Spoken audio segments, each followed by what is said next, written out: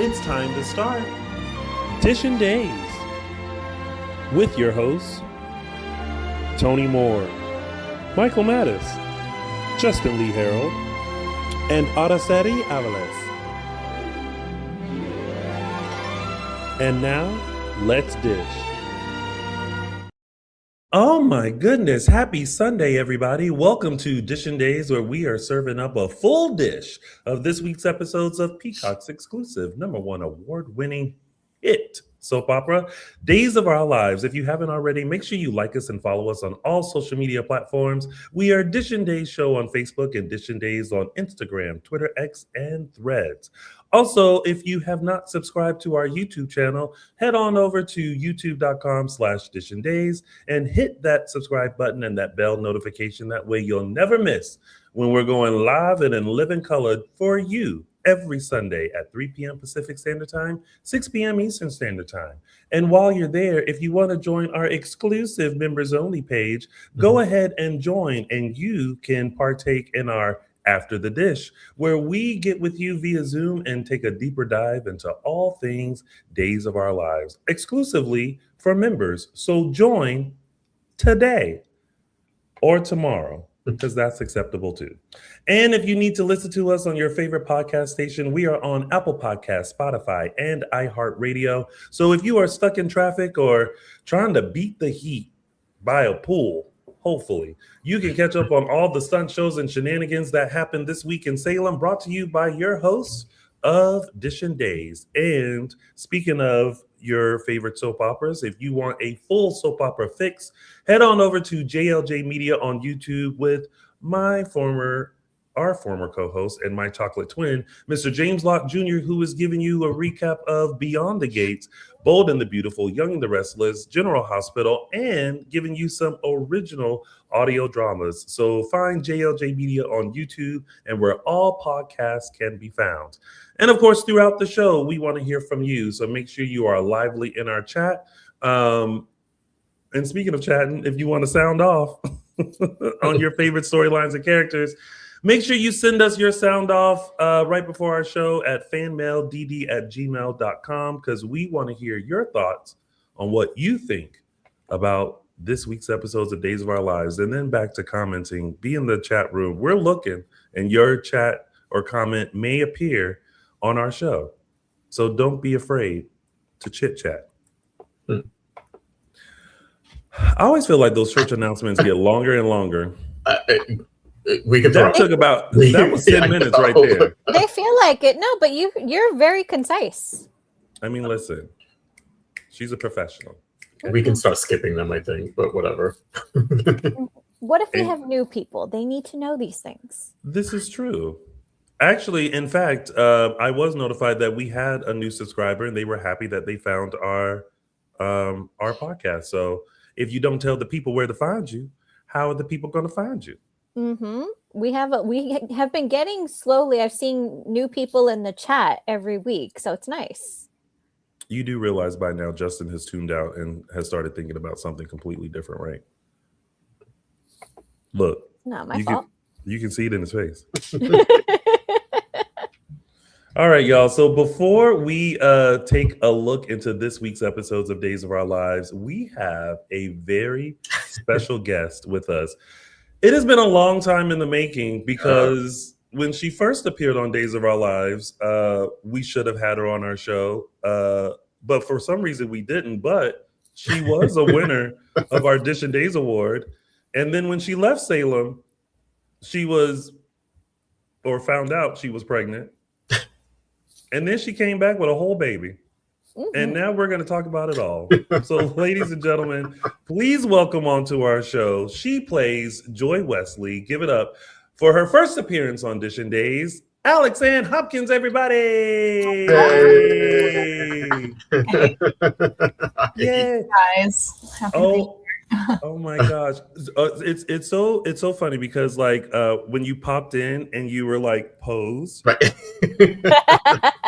I could see a little twitch of Nadia Bjork. I was just gonna say that Chloe, who's your sister, and I'm like, the casting of you is genius because you look at you look at Chloe, and you're like, yes, they could be sisters. Well, especially initially, because my natural hair and when I first started is dark brown. So even then, it was like even more of a thing. But it's not that color anymore. I like to change it. But you love that. Great. You look great as a redhead. Yeah. Thank you. Good. I'm so glad. Welcome on to our show finally. Thank you. We will take the blame that this did not happen sooner because it should have. I'm not taking the blame. No, you shouldn't. But we're gonna like take a deep dive into some stuff. First of all, we like to go back. So take us back to when this all began. Your initial audition with Days. We always like to find out, one, had you ever auditioned for Days before you auditioned for Joy? Yes. I times that I don't even remember because I got called back or did a chemistry read or something for a different character at one point, not too long before Joy came along. Yeah. And I met with Marnie, the casting director, who's phenomenal. And she fully remembered me from years past and was just like, AlexAnn, we're going to get you on at some point. We're going to find the right thing for you. So that was cool. And honestly, I was like, what have I even gone out for with you guys before? But it just all runs together. Anyway, so then Joy came along and here we are. Yes. Well, and it worked out. We always say that there are, this is going to sound shady, but it's not shady towards you. Okay. Sometimes there are people who arrive in Salem and we realize it takes a moment for them to get into their character, into the show and things like that.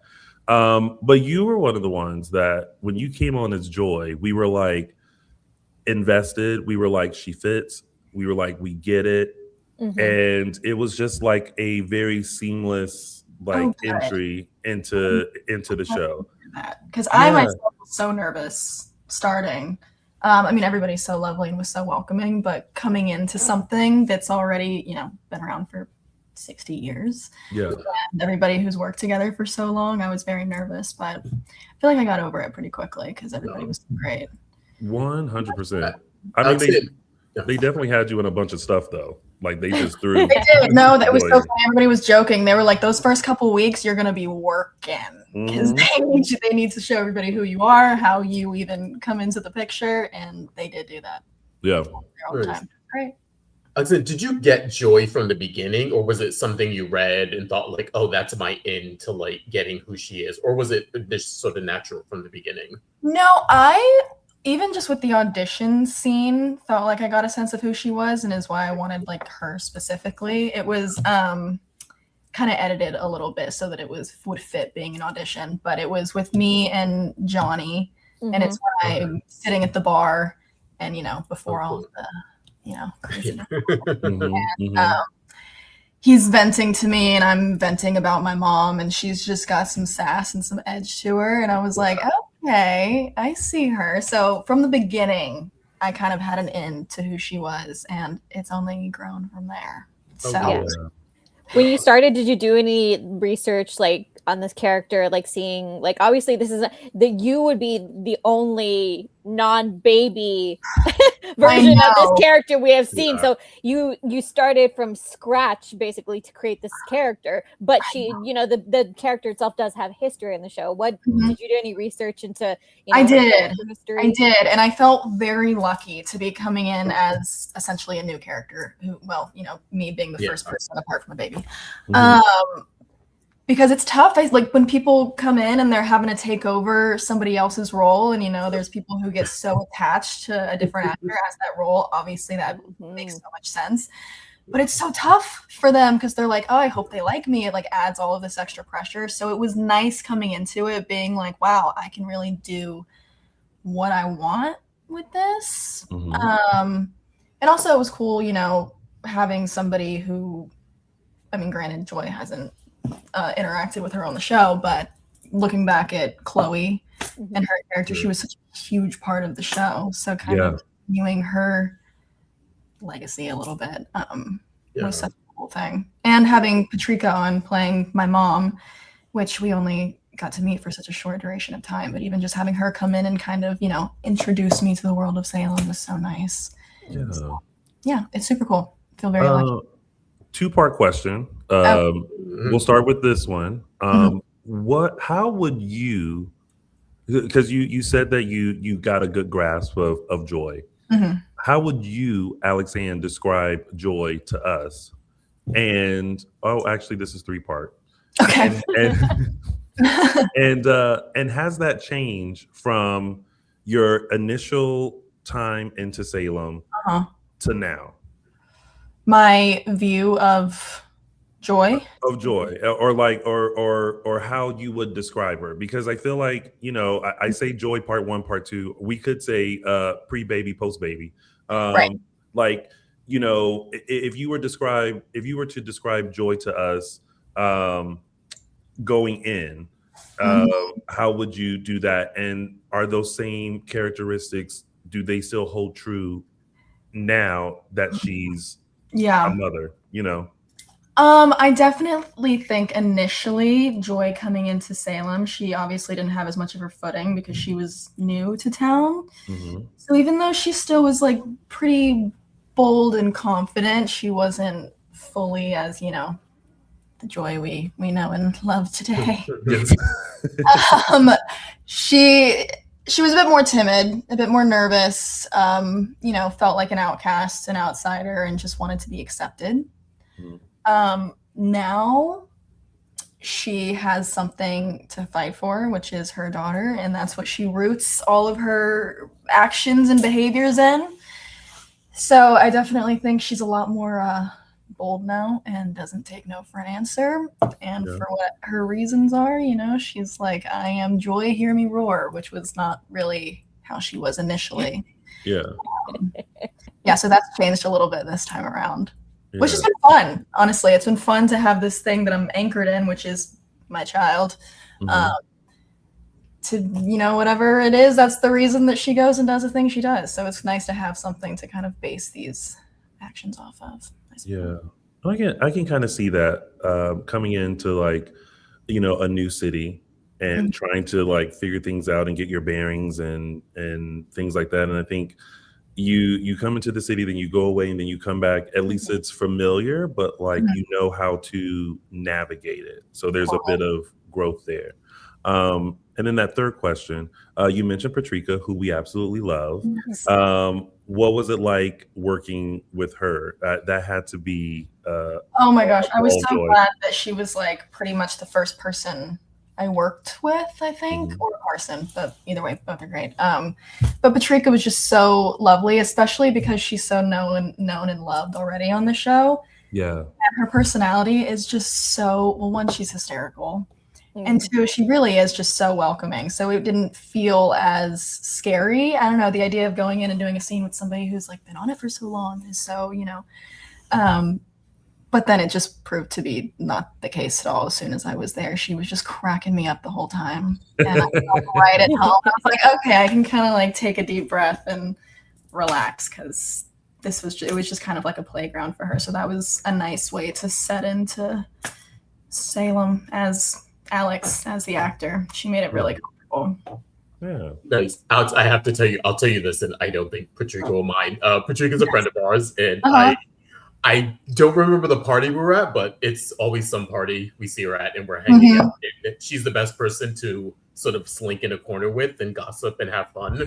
Yes. And, the topic of you came up, and this was during your initial run, and she had nothing but great things to say about you. And I paraphrase, and she was like, basically like they need to have this girl on every single day. She's amazing. She's so good. That's so nice. Like, yeah, so she's so nice to hear. Big fan of yours, and just at that portion that you guys shared, even though it was small, like you definitely made an impression on her. And she's a big fan of yours. So we need her to come back to town. Yeah. Yeah. It was at our anniversary party. This was at 7th, but yeah. This is someplace else.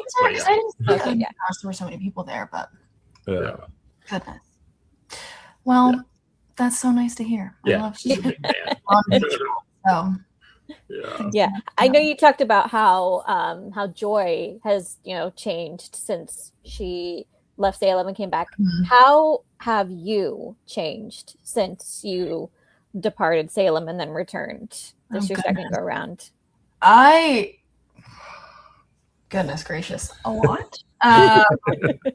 Well, when I left, it was kind of up in the air what was going to happen. I mean, they were like, Joy will be coming back, but there's no definites. I mean, everything moves so quickly, and they film every day, Monday through Friday, so it's not like they can really plan too far in advance.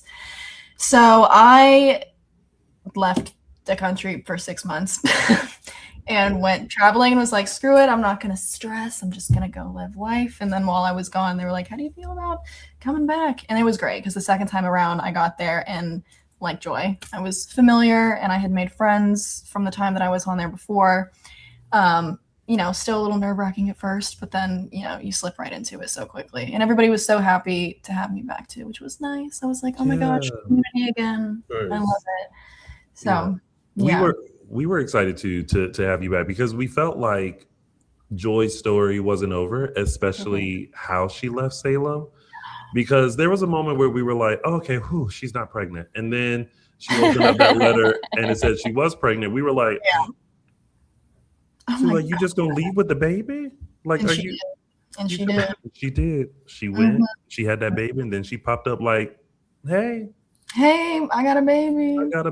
Which, by the way, is the cutest baby ever. Like, there are some people, like some babies, some kids who like I just feel like they're like little cute, like what? They're hilarious because they're like adults. So they're twins, obviously, is how they do it, and they are just hilarious. I mean, whenever they film the inserts, they have a stroller, and it's like everybody's just kind of around them trying to make them laugh or giggle or whatever it is, and it's so funny because you can tell they're just like, what the hell are you people doing? Like, what is going on? All these lights on them, they're like, what is happening? But it cracks me up. So whenever I do watch it and I can see the inserts of the babies, I'm like, that's so funny seeing it put in the way that it was put in. Yeah. The first time we saw Kelsey, I gave her, because I normally do my 3 Snaps award. And I gave Kelsey the 3 Snaps award because because even though now we know it's an insert, but according to the show, it's almost like she looked up at who her dad was and was like, oh, hey, daddy. Hey, that's my dad. Yeah, I know. This you? Which is how we look at Rob like that sometimes too, like, oh hey, but to have the baby do it, we were like, girl, we know. And we get it. That was so funny. Those babies are hilarious. They really are. Oh gosh. Well, let's we're gonna play just a quick game so that we can kind of cover some of Joy's storylines that we haven't really had a chance to talk about, but we're going to do it in a way of what would AlexAnn say? Now, we are going to give you some of the things that Joy has been through during her time in Salem, and you tell us, as her friend, what would you tell Miss Joy Wesley?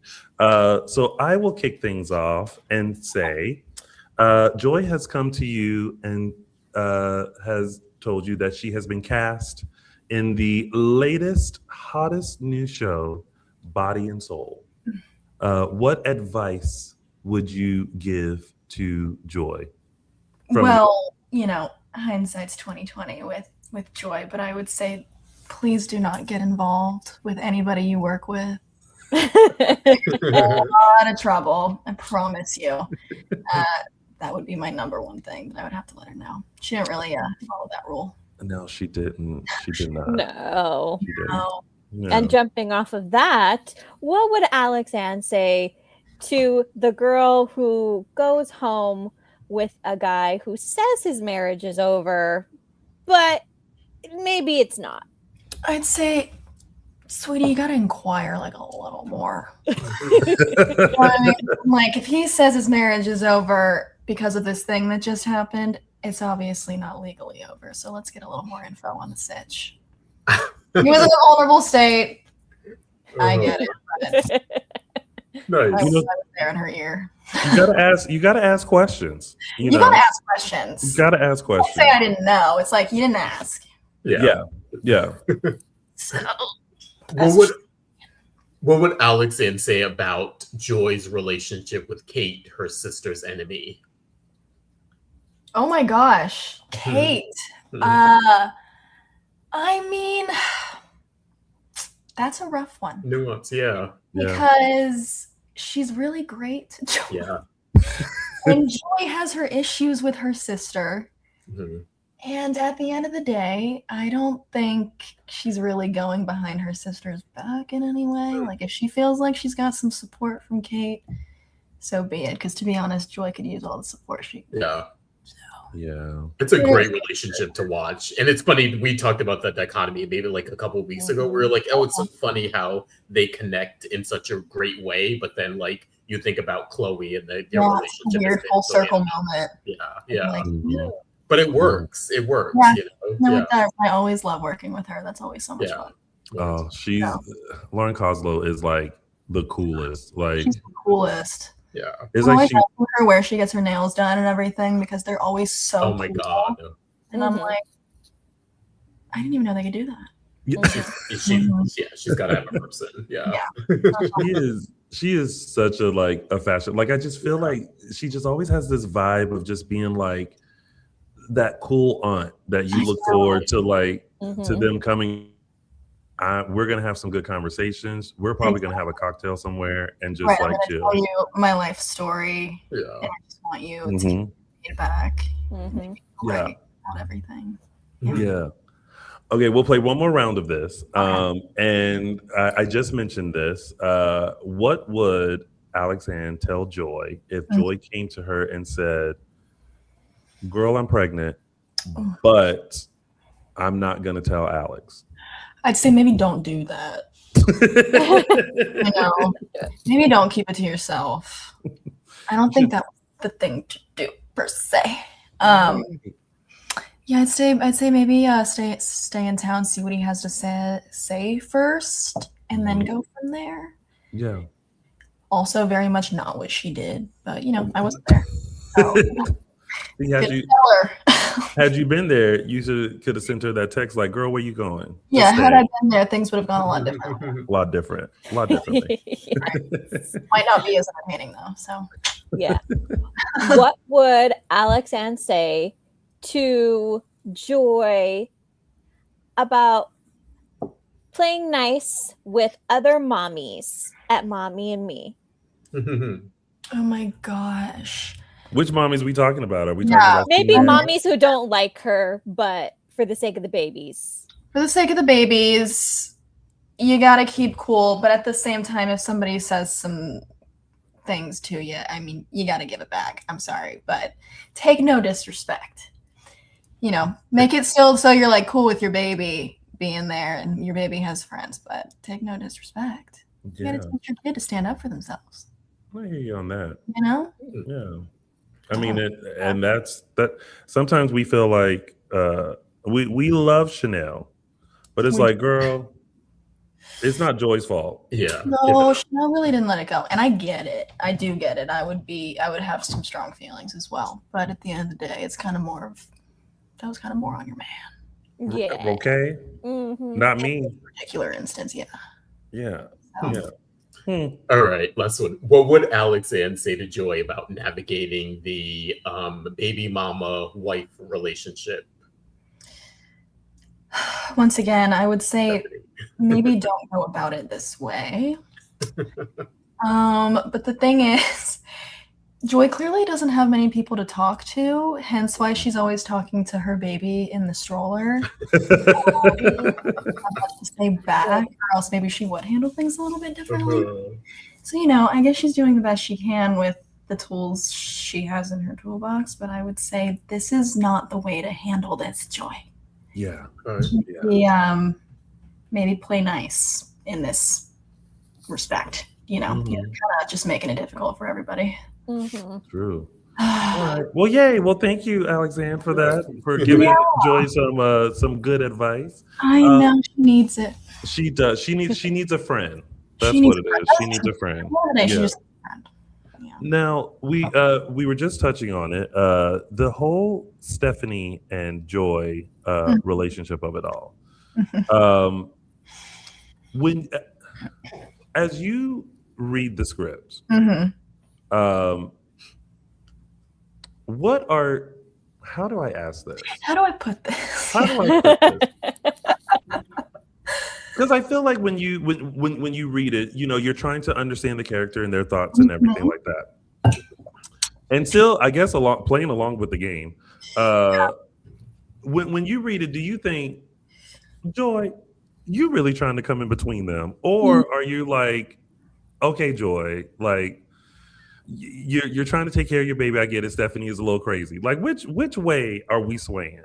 We're gonna say I'm like definitely swinging the first way sometimes, but obviously before you film, you are your character, so you really have to find understanding with them, because in their eyes, they're doing what they think they should do. Yeah, it just takes a little more time than maybe some others to find that understanding with her. Yeah. But at the end of the day, because I've even gone to some people who, are part of making the storylines, and I'm like, okay, help me out here.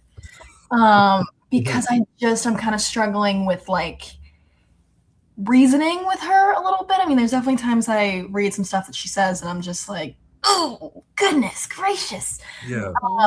And they're like, at the end of the day, you just got to root it, and she'll do anything to give her child the best life possible. Joy felt robbed of a lot of things when she was younger, especially having to do with her sister and some storyline stuff regarding back then that we even get into more later down the road. Yeah. And so in her eyes, she just wants to give Kelsey a life that she felt she never had. Would I ever go about it in these ways? Absolutely. And no. Also, it's like somebody's got to stir the pot. If nobody's stirring the pot, you're not really watching. So, there's that too. I'm like, it's also kind of fun to be the person who's acting a little crazy sometimes. Because we go back and forth, and when she was shot at, we were like, okay, there's a moment where we get how she could be a little on edge. Yes. But we've also kind of argued the fact that, does she know that Stephanie was just kidnapped? Does she know that she's coming off of off of that, off of deadbolting her, like 3 deadbolts on the door, like type of, feeling and stuff? In that case, I do think there's like a couple things at play. I will say I was really happy when that happened, because I was like, okay, maybe Joy's a little more it makes a little more sense that she's acting the way she is. Yeah. At the end of the day, too, she is, yes, that's very real for her that happened. And oh my God, what if my child was with me and this, that, and the other? But it is also something that she's, using to dig her heels in a little more. So it's like, it's a bit of both. Yeah. Would you say, and I kind of picked up a little bit on this, would you say it's not just the idea that Stephanie would be a physical danger to Kelsey, that maybe she doesn't feel that Kelsey is emotionally safe with Stephanie? Yeah, I mean, she does think that Stephanie clearly at this point in time has a lot to work through mentally, and clearly it has shown through gun violence. So I think there's a lot of things at play here. It definitely is her looking out for her daughter. And it also is just the fact that she's like, I really see me and your daddy and you being the family. And it, kind of turns out not being so fair to Stephanie. But, she's kind of taking what she can to use in her favor here. But in her eyes, she really is like, I'm doing this for the greater good of my child's life. Yeah. So I kind of have to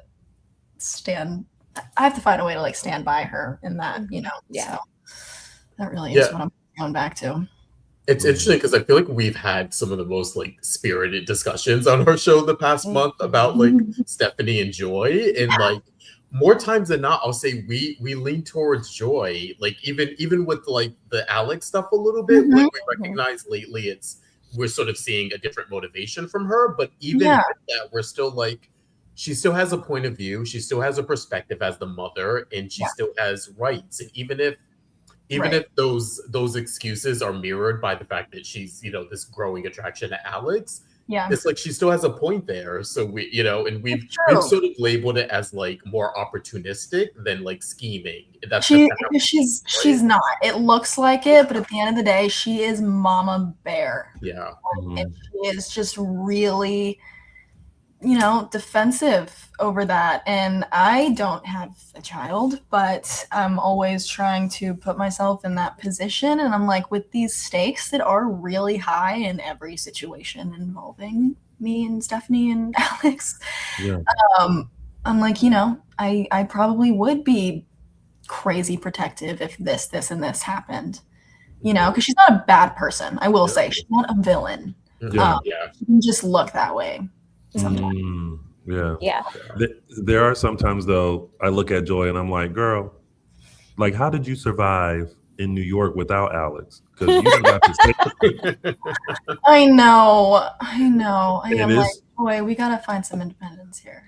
Just a little bit, because Alex's phone has been ringing for like it's like Joy calls and I took 2 steps to the right today and I don't know where to go now. Come help.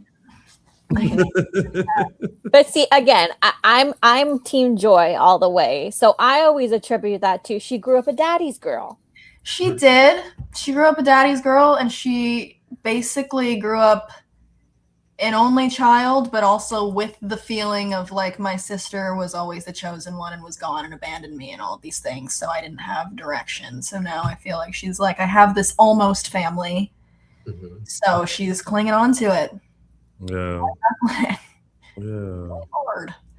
And that means looking to Alex for everything. So, you know, she it gets better. It progresses. I do think Joy only finds more confidence as time goes on. So good. Yeah. I'm rooting for her. I am. We're rooting for the whole situation because, you know, it's very soapy right now.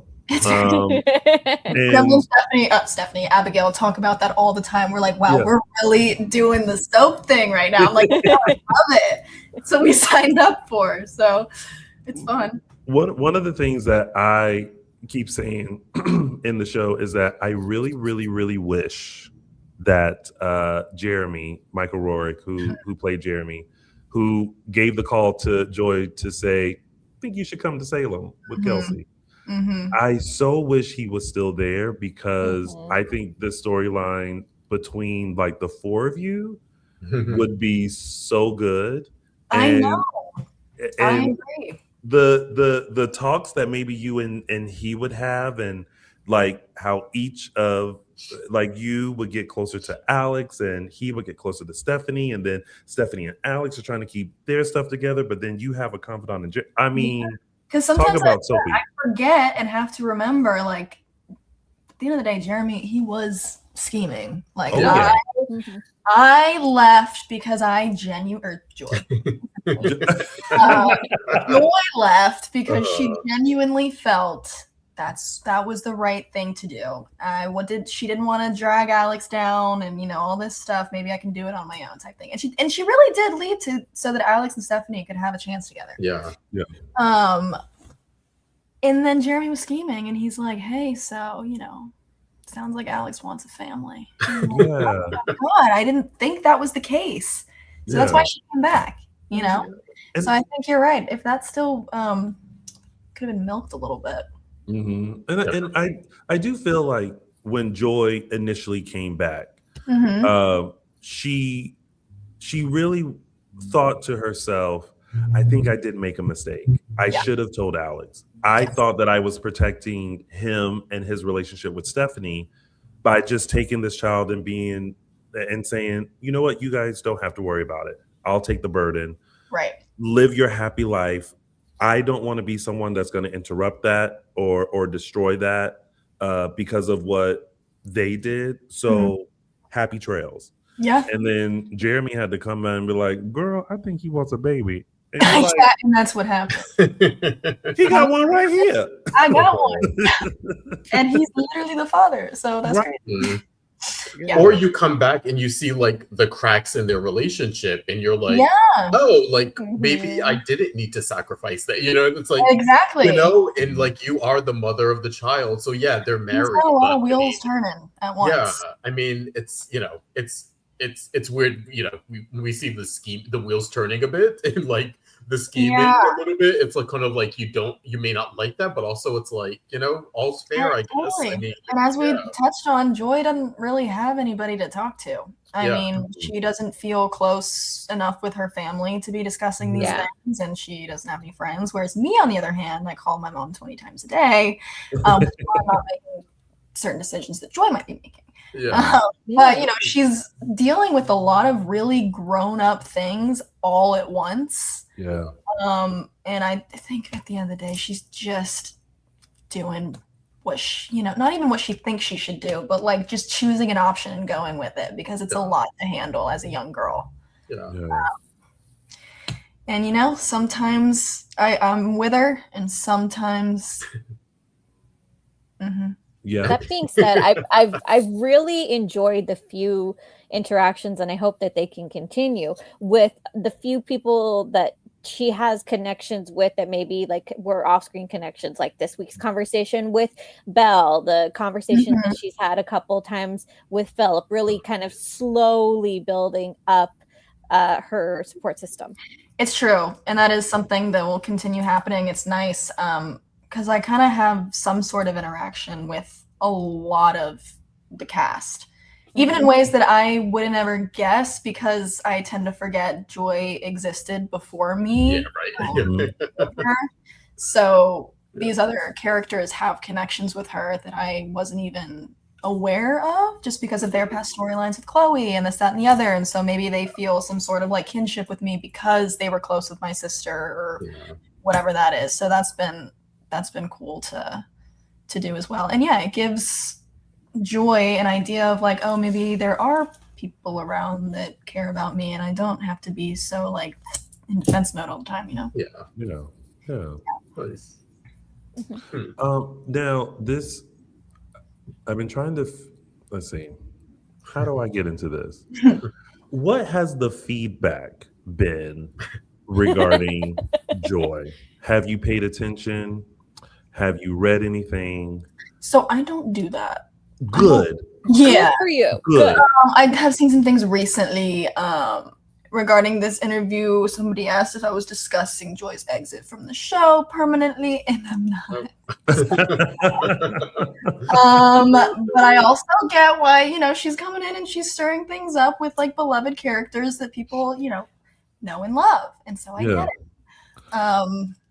But no, I don't read it. I'll see a comment every now and then. And sometimes it's like nice to see. Or one thing was like, you know, she must be pretty great if she can make us like love to hate her right now. And I'm like, that okay. Yeah. You know. And I was just going to say the compliment of a great performance is when someone loves to hate you. Yes. And that's what I'm, you know, I think that's what I'm going for here.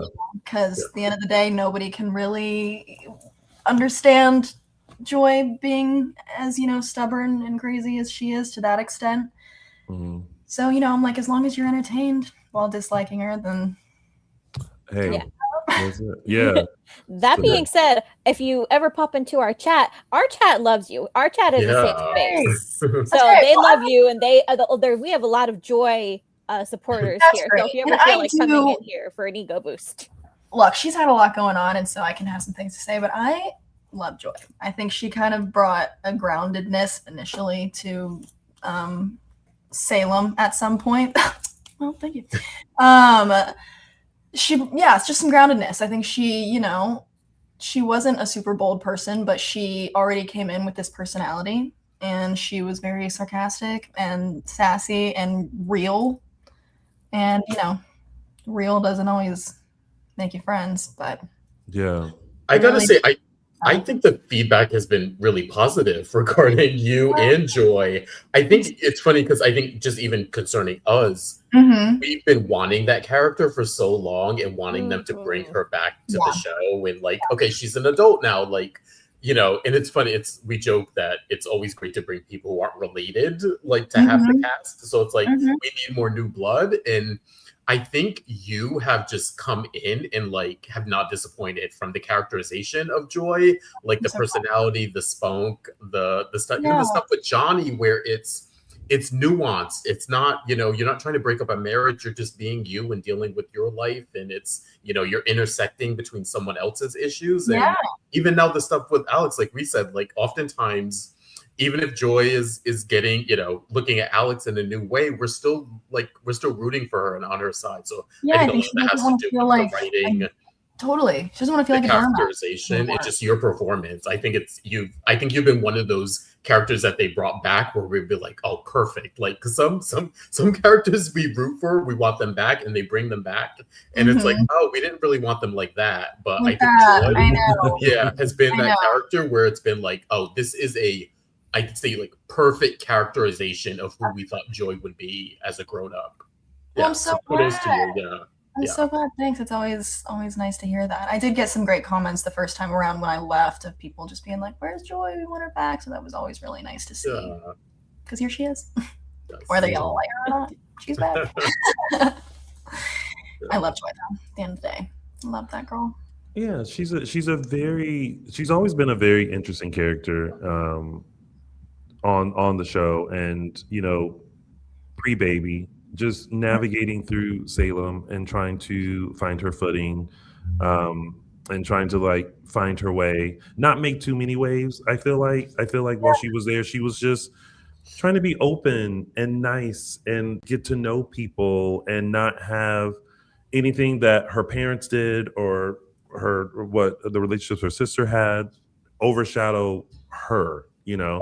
But I feel like she got put into this, you better watch out for that girl kind of thing, you know, where she was like, I'm just out here just trying to live my life, maybe like date a little bit, you know, do some things, you know, I'm just living. Finally like living for herself, I think. This was like the first time she felt like she wasn't in somebody's shadow. And so she's just like, you know what, I'm going to be Joy and I'm going to be Joy all the way. Yeah. So, you know, that's also part of being her age, being in your 20s is kind of like going from one side of the pendulum to the other, and then finding the middle ground. For you as an actress taking on this role, this genre, what has it done for you as a performer, and how has it enhanced your skills?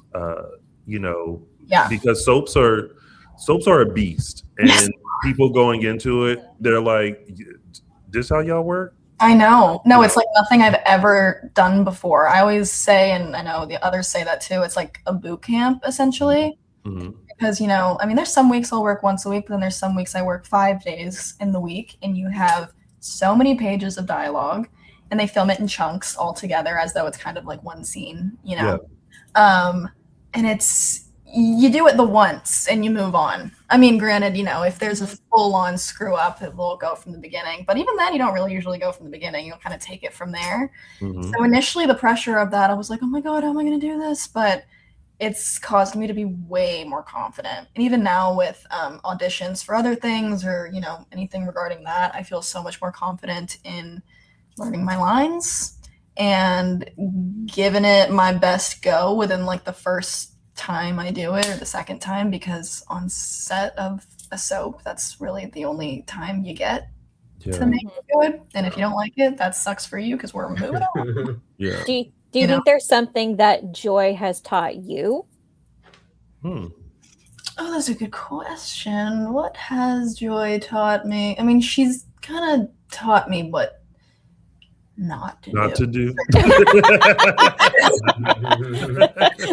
That's a lesson. Yeah, it is a lesson. It's kind of, I'll see her in maybe certain situations and I'm like, okay, maybe I in the past have had a tendency like that, but I see what it looks like on the outside and I'm not gonna do that again. I think further down the road, which I can't obviously really talk about, but there's things that I definitely learned from Joy. But I can't really talk about it right now. As of right now, what she's doing, pretty much just learning what not to do. But Yeah. Gotcha. Yeah. Understand. Yeah. Whose dressing room are we more likely to find AlexAnn hanging out in? Ooh, good question. I don't know, maybe Abigail. Okay. Yeah. Abigail's Abigail. great. Yeah. She's also directly next door to me. Oh. Or there was one time I'm like on FaceTime with my mom and she'll knock on the door and bring me like little energy date balls. She's just pop it in. Give me a little because I didn't bring anything. So probably hers or Jacob. But Okay. yeah. Mm-hmm. Nice. We've talked about Joy just kind of being a loner, you know, on the show, but you know, we're getting a little insight into AlexAnn on set. Like, who else, you know, did you just click with right away, and you know, what are the relationships like behind the scenes with the cast? Right. Well, it's funny because we obviously all work in this one building, but you don't really, so many times your paths don't even cross with another person except for maybe walking by each other in the hallway because our storylines are completely separate. Yeah. So I'm sure there's even more people that we'd be great friends, but we just haven't intertwined too much storyline wise. And also my hair and makeup room is separate from the main one. So they have like, we have a smaller amount of people because it's 2 women doing hair and makeup as opposed to like the main hair and makeup room, which I think a lot of people get some camaraderie out of just being in the same room over there. But like, for instance, me and Abigail have the same hair and makeup, so that's why we were able to kind of become closer. Who else? Connor, he also is in my hair and makeup. Rob, obviously, just because most of my scenes are with him. So I feel like we've become good friends behind the scenes. We have such a funny little trio, me and Abigail and Rob, because you know, even upcoming, you guys are in for a treat with a lot of the circumstances and situations we're put in coming to be. So we're always laughing about it. We're like in somebody's room, you know, going over lines, practicing, and we're like, oh my gosh, this is insane. We're in this together. Let's go do it. Yay. So that's the 2 of them are great. Like, I love our little trio. Yeah. And just a little follow up. How did you and Rob create the chemistry that you're supposed to have? Because obviously it's a bit different than the first time. It's a little more, I feel like the first time was a little more playful, maybe lustful, things like that. Now it's it's like parenting and going toe to toe and all this. So how do you create that? Do you guys talk about things, work things out?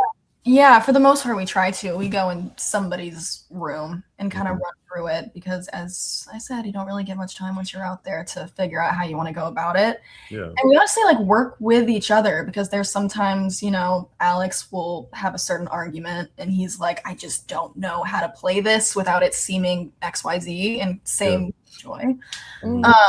So it's really helpful to kind of like hash that out with each other because then it kind of creates a choreography as to like how the argument goes or why he feels this way and I feel this way. And so I feel like there's a lot of teamwork that goes into our dynamic behind the scenes. Yeah. And also Rob's just great. He's so fun and he's always so helpful with being like, do you want to run it? Do you need to have any questions for me? Or, you know, so I really couldn't ask for a better scene partner. He's great. Yeah. On the days when you have like a particularly intense scene where you really have to be in it, how do you decompress? It's tough. I won't lie. Because you go out there and all of a sudden you're like depleted of emotion. But then, you know, you go outside and even just there's like, you know, the 2 stages and then in between is kind of, you know, people going back and forth, walking. There's the PR gals who I love. And so honestly, I'll come out and everybody watches because they have a live stream to all of the TVs all around the studio. and I'll come out feeling some type of way, and then I'll just hash it out with them, and they're like, "Dang, girl!" And I'm like, "Oh." So it's pretty quick that I get back to AlexAnn once I come out of it. It's such a fun little community they got going through there. So it's helpful. It's exhausting. It's helpful. Oh, cool. Yeah. So, yeah. Let me see. Thanks. What else? Justin, did you have something? No. I just, yeah. Oh, okay. Okay, so you've given us like a little bit of tidbits as to what is happening in the future with Joy. And we always do this with our guests. Yeah. If you could give us one word, just one, Yeah. as to what things will look like for Joy in the future. Because we always tell people we want you to keep your job. We don't want you to give us too much. If you give people too many words, suddenly they become detectives and they can figure everything out. Yeah. So in one word, Uh-huh. what can we expect moving forward with Joy? Oh, goodness gracious. I got so many words. Let's see. I'll just go with imaginative. And when you see what's coming, I think you'll understand why I use that word. Imaginative. Imaginative. Oh gosh, now I'm scared. Well, No, right? I'm like, oh, well, it's like she said that, and of course, my mind went to Blue Bunny. How Johnny imagined that Chanel was with Alex, but yeah. Oh, we call that the. It was a whole thing. It was a whole thing.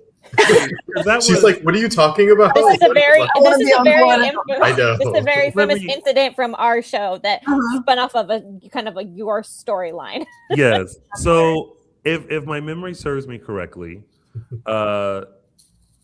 it was Alex and Joy, right? That were in the hospital, that snuck off to the hospital. It was Alex room? and Stephanie. Alex and Stephanie. Oh, it was Alex and Stephanie. Yeah. So So it it didn't was have A- anything so to was it- do with Joy. But Yeah, I'm it gonna didn't tell have you anything this. to do with Joy. It was But I'm gonna like tell you this key showed up anyway. a day later. So we call this the Blue Bunny because this was a storyline where Alex had went off and had a little hanky panky with Stephanie, but Johnny walked in and thought it was Chanel, and I was like, "How did you get Stephanie and Chanel confused?" And at the time, I was eating Blue Bunny ice cream that was like the chocolate and vanilla swirl. And I was like, do you see how this ice cream is and how distinctive the chocolate and the vanilla is? And when you swirl them together, you see chocolate and vanilla. Yeah. And so I couldn't figure out how. Really? You Johnny- don't see the resemblance? I get them mixed up all the time. If you squint, maybe. Right. If you squint and look the other way, you might just, Like a squint and a tilt, and you're like, yeah. really low, yeah. I can see same fingernail polish. Got it. Something like that. Yeah. Yes. Yeah. It's a moment that will haunt Carson Boatman for the rest of his life. And us. Well, AlexAnn, we greatly appreciate you coming on and just talking about Joy and all the things that have happened in Salem so far. And I hope that after this interview, people will have like a better understanding of Joy, but also of you, because I feel like sometimes, it's hard to get to know the person behind the character. And when in a setting like this, people can be like, "Oh my gosh, I love her," and then it kind of changes the mindset of that, of the character, who's behind it. So so I hope so, and I hope that you. Oh, as my mom's in the chat, by the way. Hi, Mom. And she loves the show and she watches the show and she says Joy is a badass. So Thank you. Couldn't agree. Yes. But just know that you are amazingly talented and you have brought so much to the character of Joy, and you created this journey for her that we have definitely been on, and we're there with her through the highs, through the lows, and thank you for taking us on that journey and bringing her to life. And I know that sometimes it's a struggle to understand why she's doing what she's doing, like picking up the phone constantly and calling Alex and getting in a car accident or something car related twice in a day. Yeah, she does do that. Yeah. I mean, listen, we can understand why you would want to call Alex, because I would too. What's the little daddy issues here and there? Right. A little bit. It's a little. Thank you guys for giving me a chance to kind of explain her a little bit. So hopefully she has a little more understanding. Yeah. This has been so lovely, and it's been so nice to put faces to names, because I know at different times. So lovely. Thank you so much. And hopefully when those imaginative things happen with Joy down the line, we can have you back on and we can further talk about those imaginative I'll be things. like, see, you get what I'm saying? Yeah. This is what I meant. Exactly. Well, thank you so much. And again, it was lovely to have you on. Oh my God. And congratulations again for being a Dishin Days Awards nominee. Yes. Again, for the second year in a row. Yeah. For giving Joy the chance. Exactly. We like to recognize the excellence that is on Days of Our Lives, because sometimes the Emmys doesn't give you all the accolades that you should receive. So that's where we come in.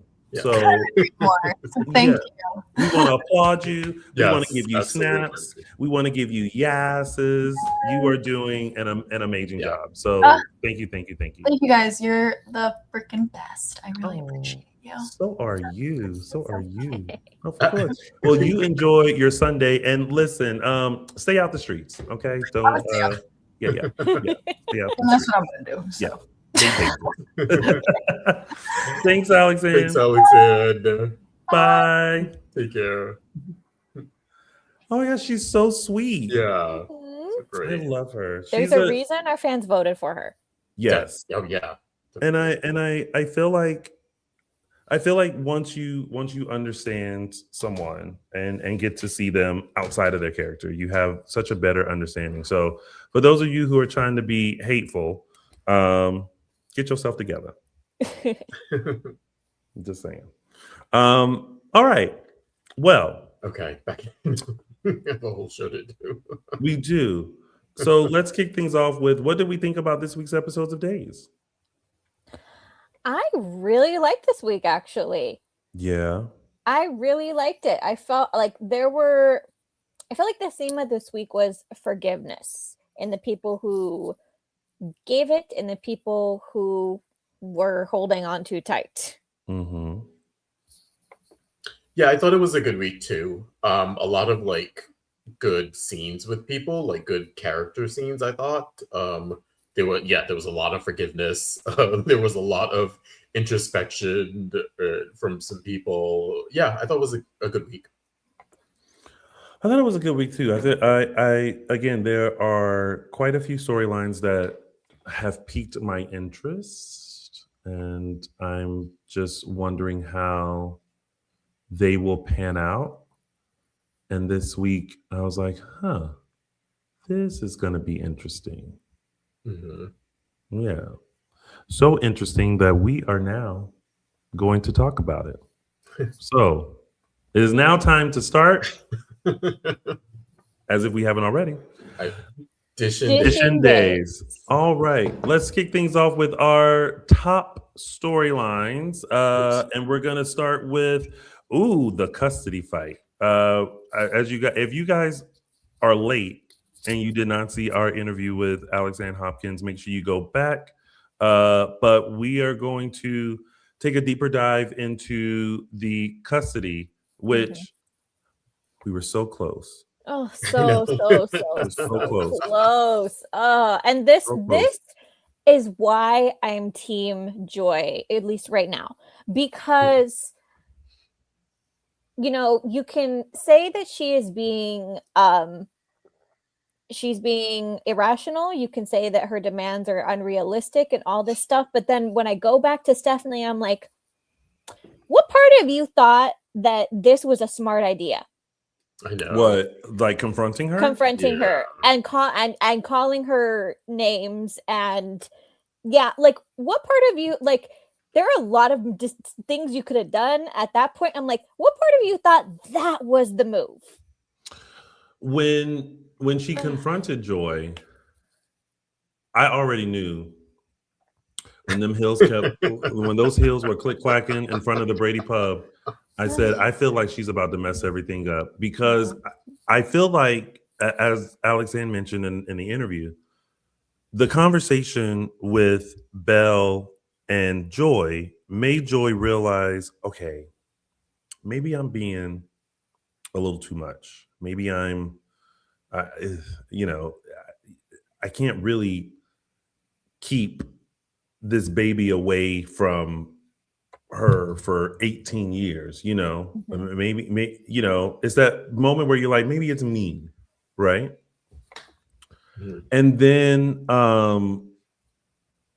And then Stephanie also said what we were thinking, but I think that maybe it was best to just have Alex take care of it. Although I understand she wanted to defend herself a bit and hopefully give Joy a clear understanding of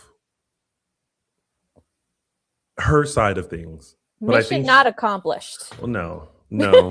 Because there's a way to defend yourself without sounding defensive. Yeah, it's just messy because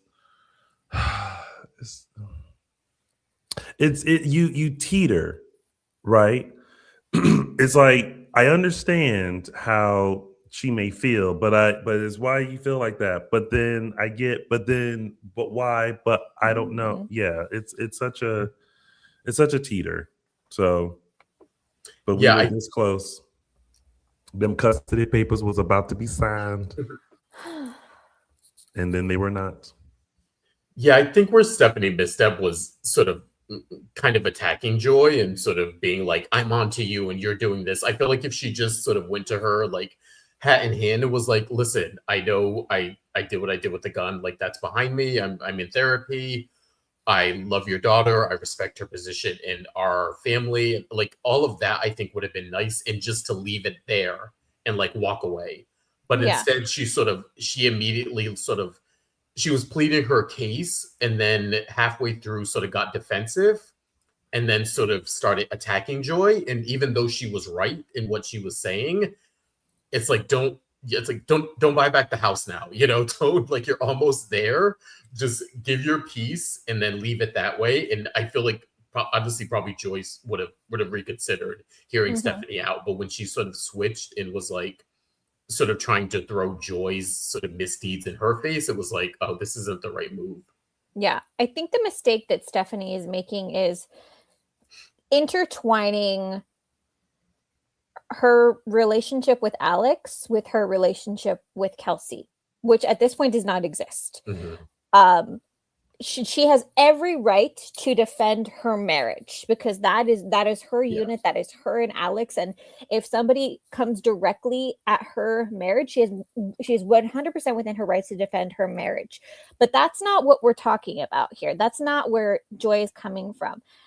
Where Joy is coming from is Stephanie has to defend her right to be in Kelsey's life. And that is not automatically just because she's Alex's wife. She has to, I'm sorry, but in this case, when you have to treat your right to be in a child's life like you would a job interview.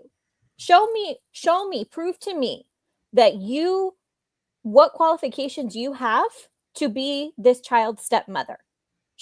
Prove to me that I can trust you with her. I just think this was wrong timing. Yeah.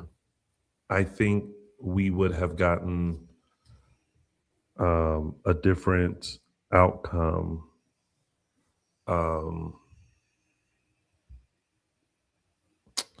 would have gotten a different outcome if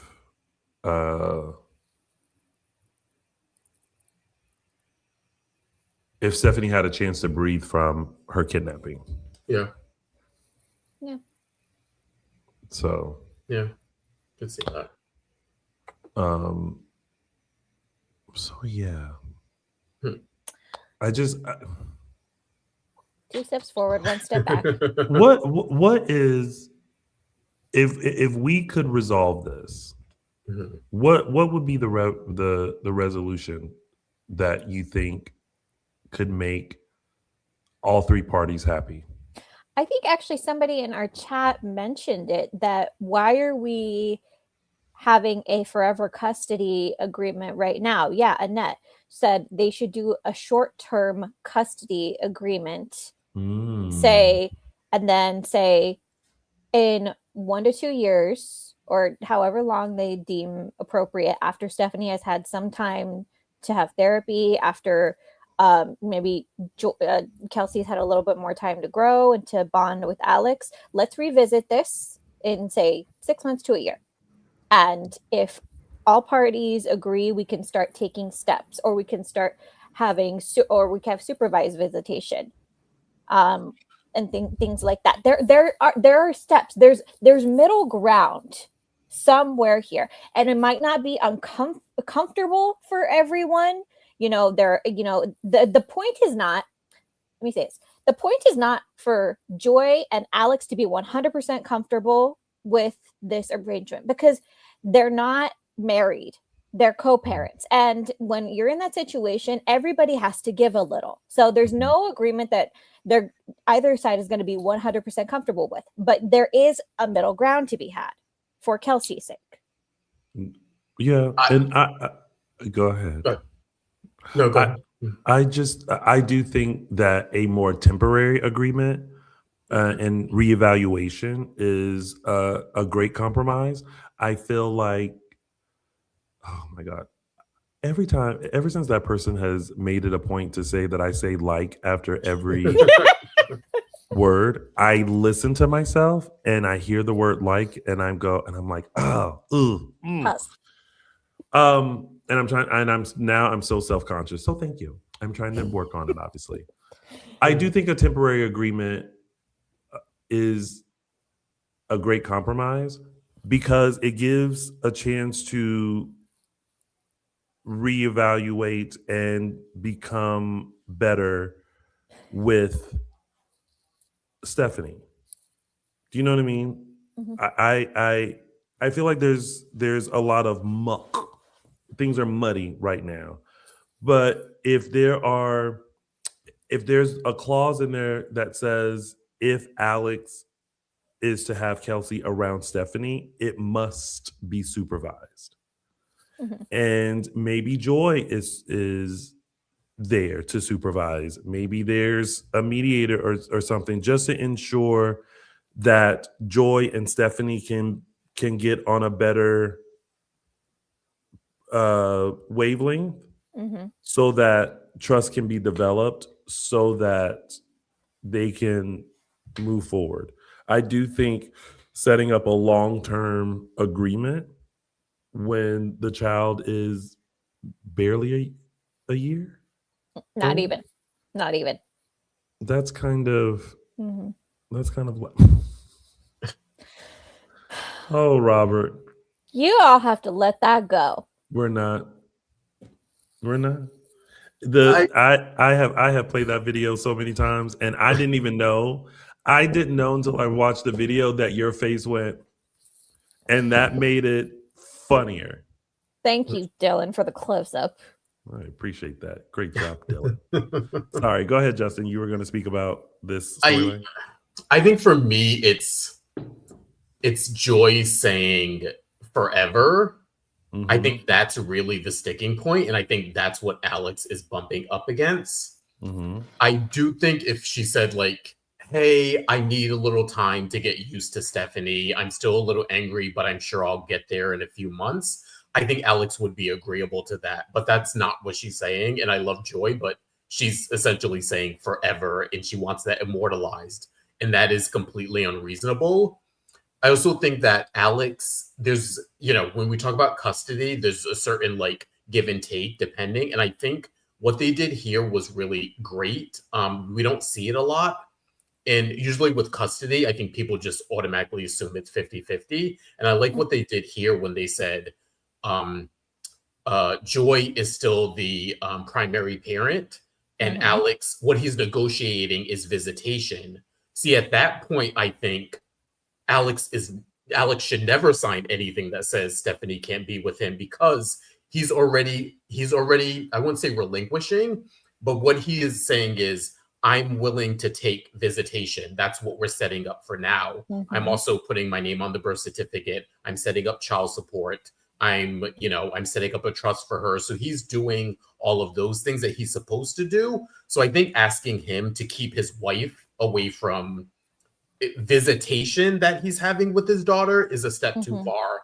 So for Alex's standpoint, even though it's like you want them to come to a compromise, I don't think he's the one that should compromise here, unless, again, Joy is saying, hey, this is a temporary thing.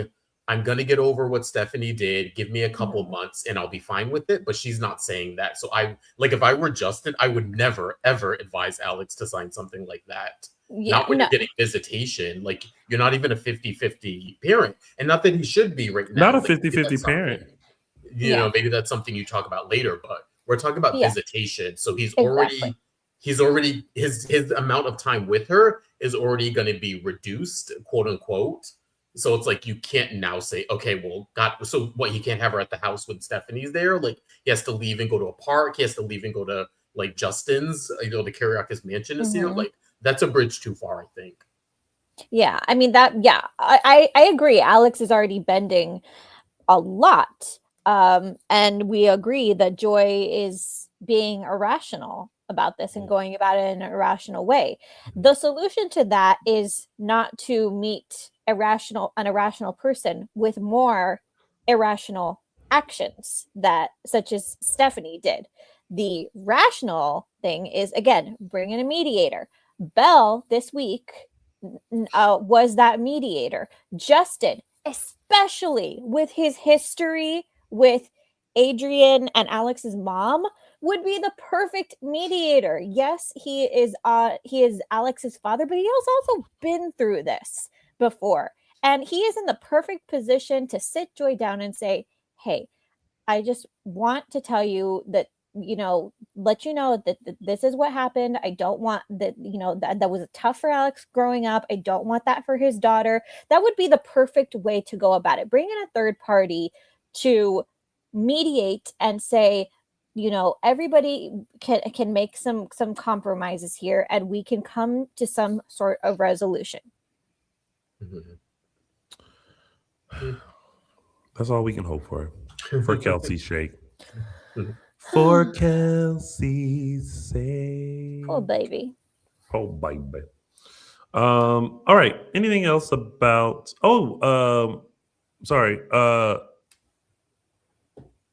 Almost forgot about this because this happened right at the beginning of the week with Ari calling out Joy. I did love the slow clap. That was a very good slow clap. But I think from the outside point of view, everyone is kind of like, oh yeah, they see it. You want Alex. Yeah. They see it. And yeah, while that might not be the intent, I think that could be like a deep down, I haven't discovered it yet kind of a thing. Yeah. So yeah. And yeah, it's so ironic that Ari was a person to point that out to Joy when Ari had, for all of the crap that her parents went through, Ari probably had one of the most stable upbringings because she always had a parent there. Yeah. There was never there was a bunch of drama going on, but she always had a parent there, and they were almost always in agreement. Like, they almost never had an argument about what was best for Ariana's well-being. Yeah. They Alex, Stephanie, and Joy could learn from Sunny, Will, and Gabi. Mhm. Because I think they've had a great co-parenting relationship. To be fair, there's also it's easier to do when there isn't sexual attraction. I mean, outside of the, Yeah. you know what I mean? Like outside of them sleeping together, there wasn't Gabi pining for Will or Will pining for Gabi. You know what I mean? That was Yeah. taken out of the equation. So, I'm sure that helped, A little bit easier. Yeah. Okay. All right. Well, let's move on to our next top storyline, which is the hunt for Gwen. I'm going to start off by saying I kept waiting for the moment that they cut to Gwen. Oh, And it right. has aggravated me so much that the flames, the side of my face, breathing things that they have not shown Gwen. Mhm. Where is Gwen? And why can't we know where Gwen is? It took we had to wait. We had to follow Leo's trail. Yeah, I'm kind of glad they didn't do the stereotypical, Mhm. pan up from her legs tied to her sitting in a chair somewhere or something. But I want that. I Oh, need that. Oh, okay. Okay, you might have been the only one. I don't know. Did anybody else need it? I didn't need it. I needed to see Leo with his suitcase running through Horton Town Square and saying, I'm gonna find you, Gwenny. And then that pan up of her just being like, just so I can feel she's in danger, girl. Go get her. But at least we know now who did it. At least we think. Yeah. Dimitri. Who I also want to say, girl, get over it. I know. It's like, I know. We thought they sort of ended it before by putting a nice little button on it, and then it's like, he's still pissed, and Very. yeah. It's like, why sign the divorce papers if not? If you were just gonna kidnap her, why'd you give her the money in the first place? Right. Side note, let me ask you all a question. And I want you to be very honest and give it a try. Okay. Little trivia. Tell me the full name of EJ. What you think it is.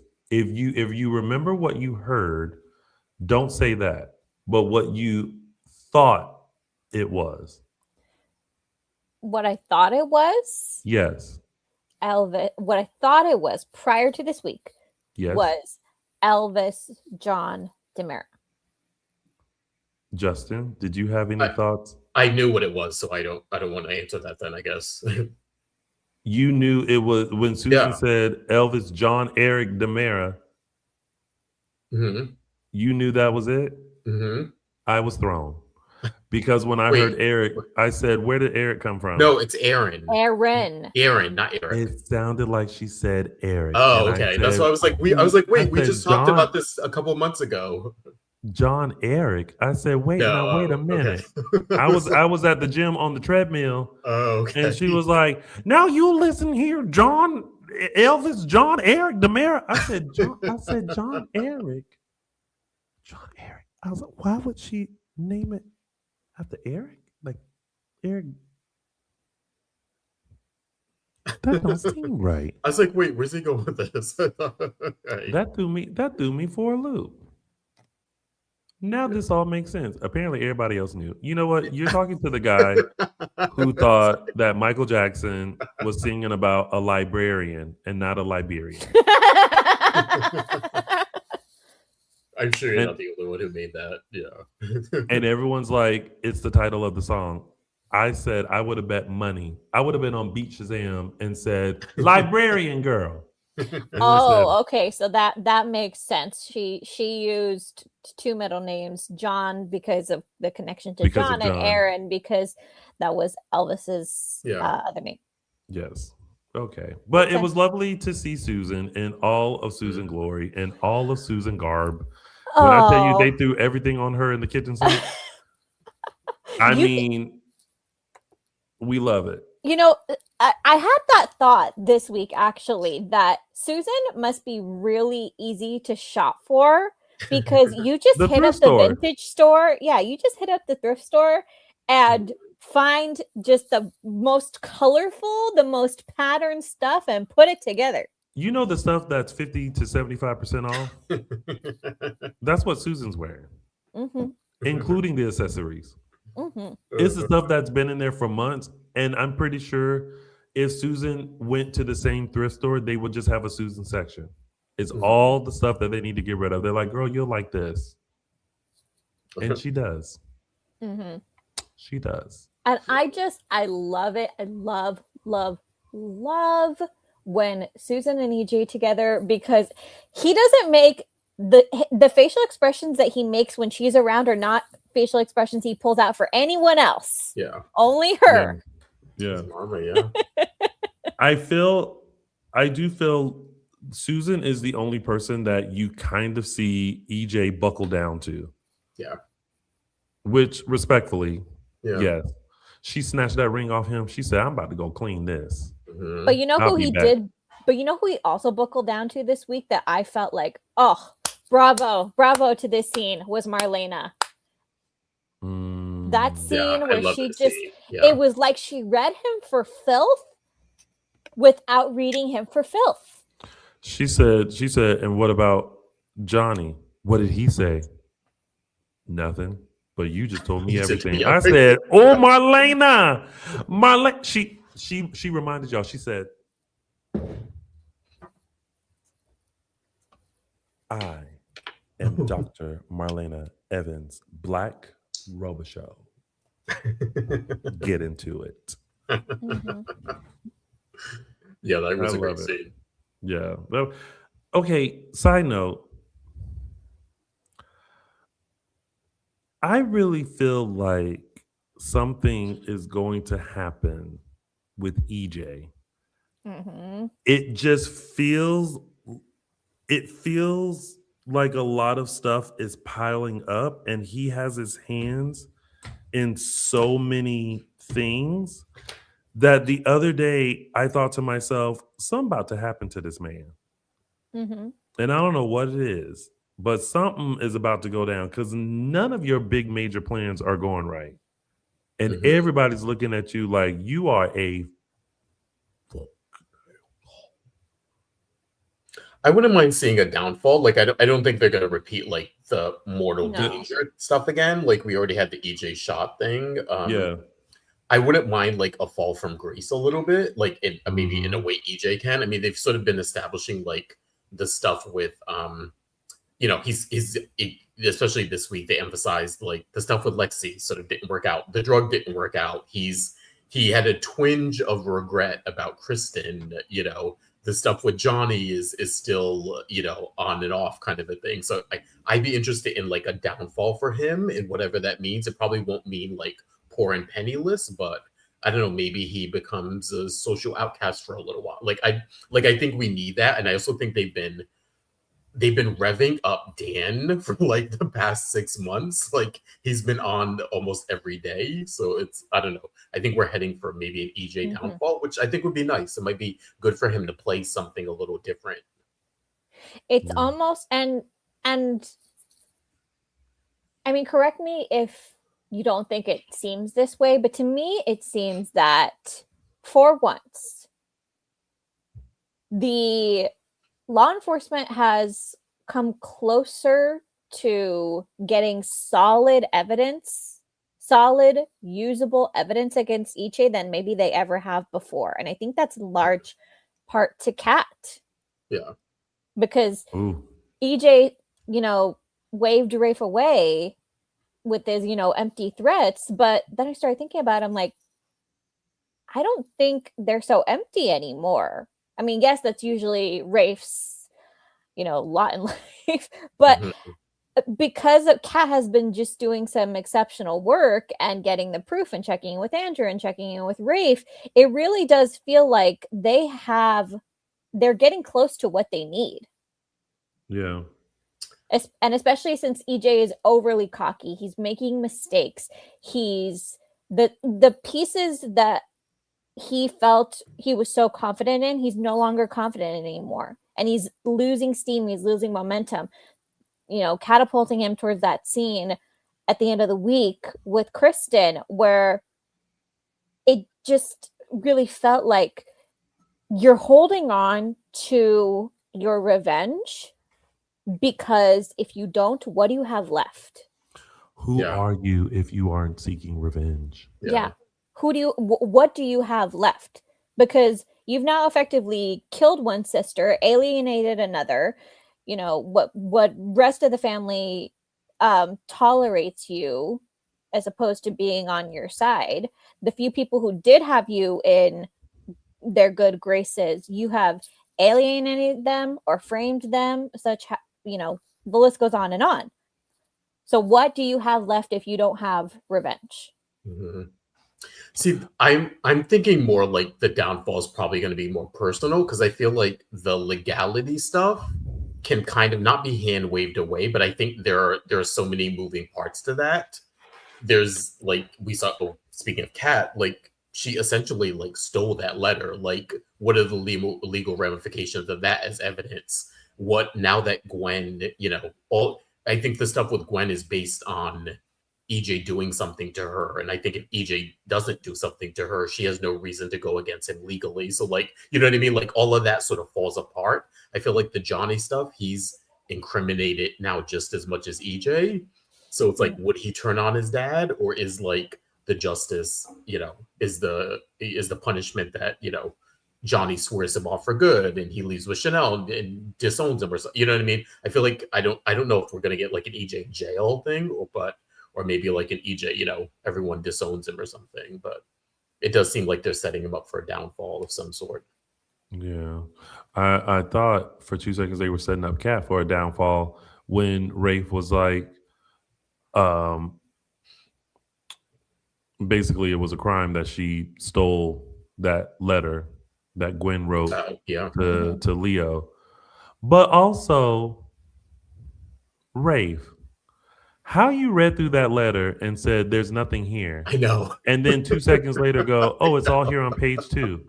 No. But you're reprimanding Kat? Yeah, that was a weird Did you need a little more? Like, did you need a second to really look at every? Okay. I really loved everybody who worked on these scenes this week in the hunt for Gwen. Even the people who had minor moments in the periphery, like Chad, giving Leo the jet to go get Gwen. I just feel like everybody played their part really well. The only piece I was annoyed with, and I wasn't the only one, was that midweek Leo stalked off with his suitcase and said, I'm going to go get Gwen. And then we were like, where's he going? Mm-hmm. He had to figure that out. That's why he had to go back up to his room with his bag and look at stuff. And then Gus was like, you're still here. I thought you were going. Oh. Yeah, I think it's definitely been a testament to how the character of Gwen has changed. Like, she actually has friends now and people who care about her. And even if it's tied to like her buying the hospital, like we see Kayla and Steve really being concerned, and she is their niece, and we see Gabi would miss her, Leo of course, like Tate is concerned about her. Like I feel like she's turned the corner and made an impression on people this time around that is a lot more friendly or a lot more accommodating. So I think we're seeing people have genuine, even Chad, who's like, he's sort of kind of has buried his stuff with Gwen a long time ago, but this is the first time we've seen him show genuine concern for her and like, okay, she's missing. What do you need? You got it, kind of a thing. Yeah.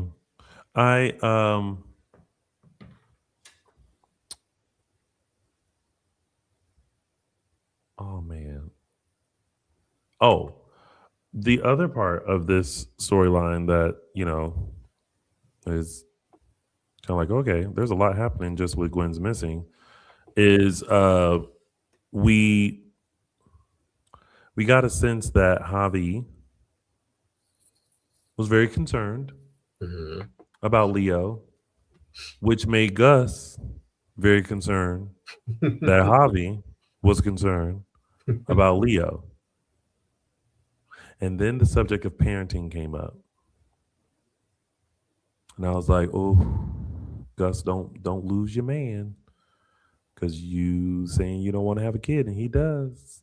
But then Gus was like, with the right one. And then Javi snapped me. Who's the right one? It's like, it's you, bitch. Yeah. And we'll get into that. Get a little bit of that into later, but oh my god, why did I get confused? Sorry. No, it was both. Half of it's later. The parenting stuff is later, but the other stuff is now. Oh no, not that. For 2 seconds, when Javi had Trey. Yeah. Mm-hmm. I was like, oh, what happened to Tesoro? Were you getting babies confused? And I was like, oh, wait. Trey say no. Is Tesoro. Got it. Oh, okay. Yeah.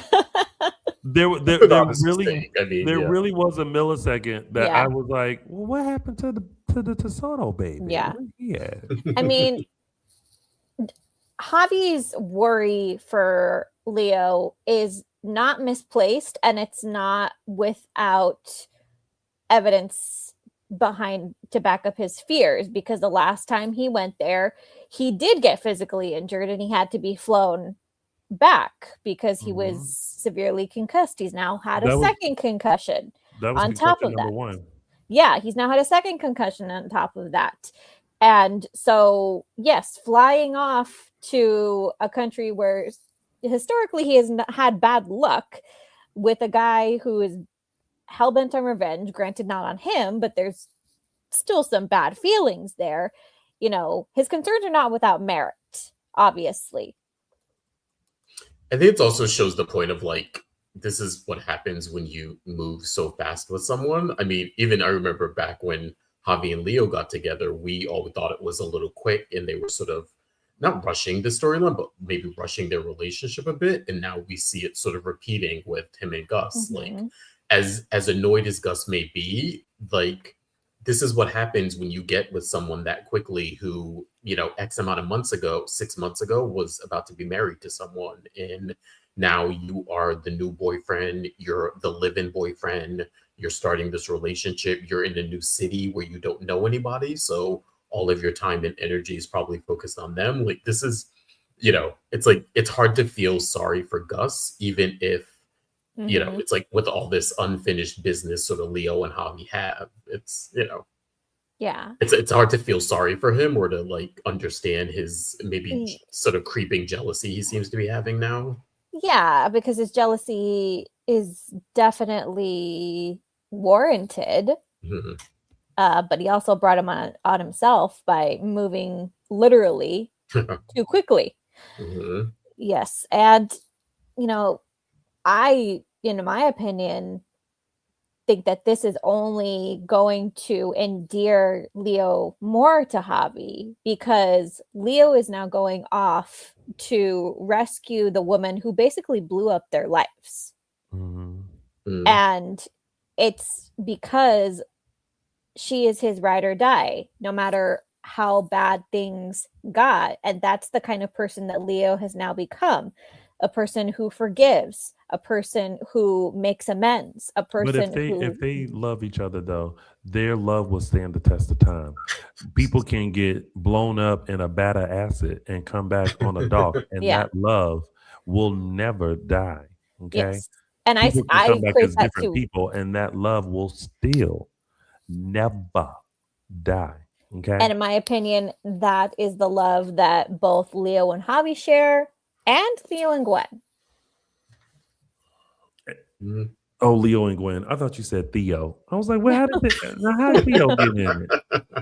Now, where did Theo come from? He got his own problems. Yes. But I like Javi and Gus, though. Oh yeah, no. Totally. Oh no, I like them. I think we can't look at the two of them just as the two of them and find anything wrong with their relationship. There's nothing wrong with their relationship, except for the fact that someone else right on the periphery. Yeah. Mm-hmm. All right. Well, the hunt for Gwen continues. We'll see if they find her. Let's move on to our last storyline, top storyline, which is the Demira goodbyes. And it's hard to say goodbye, my love. It's hard to see you cry, my love. I also want to know, could there not have been a different plan for Lexi? Because y'all know she weak. And now she over there trying to pick a lock. And I was also like, why y'all talking so loud? And so much. I had so many. Okay, this is not to sound shady. I just had so many questions about the scene. So I know we're skipping a ton, but wait, is this, no? It's all it's all this. Okay. First of all, shout out to Kristen looking good while she kidnapped. Okay, she said I'm not gonna put on no sweats or whatever. I'm gonna have on my good dress and heels and come swoop me up, right? She got thrown into the container, which also thank you to the henchman for having a beanbag chair in there. Instead of having her sit on the cold container, she had a beanbag chair, right? She has to sleep on something. Then Lexi shows up weak, barely getting through, around the container. And Kristen is just like, hey, girl, you over there? Well, how are you feeling? No, I think the plan is... Shut up. Shut up. Shut up. You talking too loud. You in a container. It's echoing. How nobody can hear your full conversation? Shh. It's too loud. Talking too much. Yeah, I completely thought it was I assumed like Lexi would have like a henchman with her, like one of Kristen's men with her or something to like assist with the switch or something. Yeah, I actually didn't think like Lexi would show up there weak and like would have to find the container and like open it, literally do a switch, and like that's not how I thought the plan was going. But I mean, I guess that's exactly the weak-ass plan I thought they had. I thought she'd have some help or something with it, not just Lexi's doing it. Like it's a lot to leave up to Lexi, who can, she might have fainted on the way there. Who knows? That's a lot to leave up to chance. Also, let me tell you something. If I got kidnapped, please don't. But I would be like, huh? But it's like the second that man came up and said, soon, she said, clink, I would have forgotten to press that button. I would have forgotten until I was in the container. I was like, oh, click. But as soon as I almost wish that when she got kidnapped, instead of the person swooping up, it's almost like they met face to face. And she's like, okay, Bruno, do what you came to do. And then you see him go, and then they like fade to black. I spent too much time rewriting. That's not my show. But I'm glad that Lexi had a chance to celebrate with Theo and Abe, giving them Christmas in July, which and thank you, Days, for kind of explaining how she got, because let me tell you something, it takes a couple of days to put up all those Christmas decorations. And the fact that the Demira staff, I mean, they all must have came in with 10 minutes and a task. Yeah. Like the tree was probably already ready. He was already aimed with the garland and some staples. And they went in, they said, shoo, boom. See ya, Christmas in July. Yeah. Because had it been me, they would have walked in and been like, what is, and I would have been like, oh, hey, you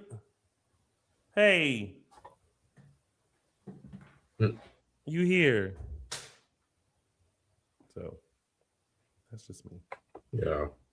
It was. I mean, I think I'm done with the goodbyes now. You know what I mean? Like I can't do Yeah. I can't do any more Both of them? goodbyes of this character. I think like she's been saying goodbye for 2 weeks essentially. Well, Lexi you know, and in her Alfred. own way. Yeah. Yeah, but not for nothing. You know, I've made my opinion very clear on this, that, you know, we should have, the timeline for all of this, you know, should have been better. And I explained before, but you cannot fault any of this on Nikki Crawford, because the woman has been delivering the emotion, delivering the connection between her and Abe, between her and Theo, between her and Kristen, who didn't even connect for 30 plus years. The last scenes they had together were in the 90s. Yeah. And you felt that connection through the steel door. Yeah. Amazing Yeah, work. it was some great scenes with them. Yeah. Also, yeah, I think this totally was probably the most honest conversation EJ and Kristen have ever had on the show. And I do like when they bring up the past. Again, it makes it a little awkward to have an adult EJ looking at her, and like, you know, you have to suspend disbelief, of course, there. But I did like the nod to history and the you know, he's supposed to be John, her son, and that was the plan. And so I like when they acknowledge that, even if it can be a little jarring. But yeah, I feel like this was the most honest conversation they had, where it was, you know, everything off the table, but brother and sister talking about how, you know, you're probably going to do this and I'm probably going to do that, and I have some regret here for both of them. Yeah, and asking the age-old question, you know, that sometimes you're too far down the rabbit hole to understand or even want to bring up. How did we get here? Yeah. How did it get this far? Mm-hmm. I think Lexi's the only one who's actually asked that out loud.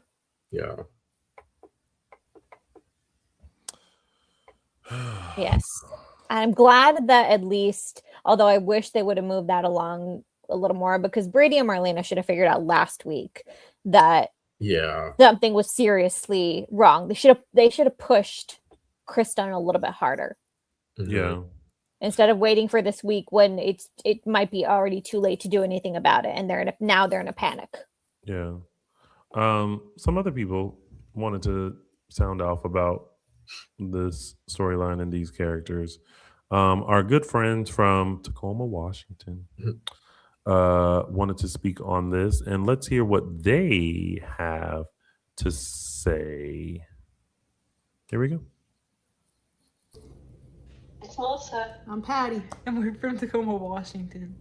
So this whole Kristen storyline, you know, she knows she's going to be kidnapped by EJ and taken to the Demerara Island. And so she gives Lexi a tracker device. If they can track and find her before she's shipped off in this cargo ship or whatever it is, why doesn't she just give it to Rafe? Rafe's looking for anything to take EJ down. But no. Or Jada. Exactly. It's just ridiculous. So like, oh wow, we got these great tracker devices, but sneak a phone or something. Call the police. Like, tell Rafe they put a tracker on her and they follow her and EJ taking her. It's just, I don't get it. And those are from our friends from Tacoma, Washington. Patty has had enough. Patty is like, what is that? What is make it make sense? Yeah. I feel you, Patty. I feel you, girl. What else? Oh, and then Belle and Chad share with Marlena, which originally they were not going to, that they're going to Italy and why. And Marlena's looking at them like nothing that man does is on the right side of the tracks. Yeah. I was surprised that this is the first that she's heard that the missing piece from the chessboard was a pawn. She wanted nothing to do with it. Yeah. Which again, I thought there was a shot of when she opened up the chess, there was a queen and a pawn that was sitting there. I feel like my mind didn't make this up. But she was shocked and a little nervous when I was they were like, the confused about that pawn part is too. missing. Yeah. Yeah. I don't know So- what the storyline, please. It needs to move on, or it needs to like beef up. Yeah.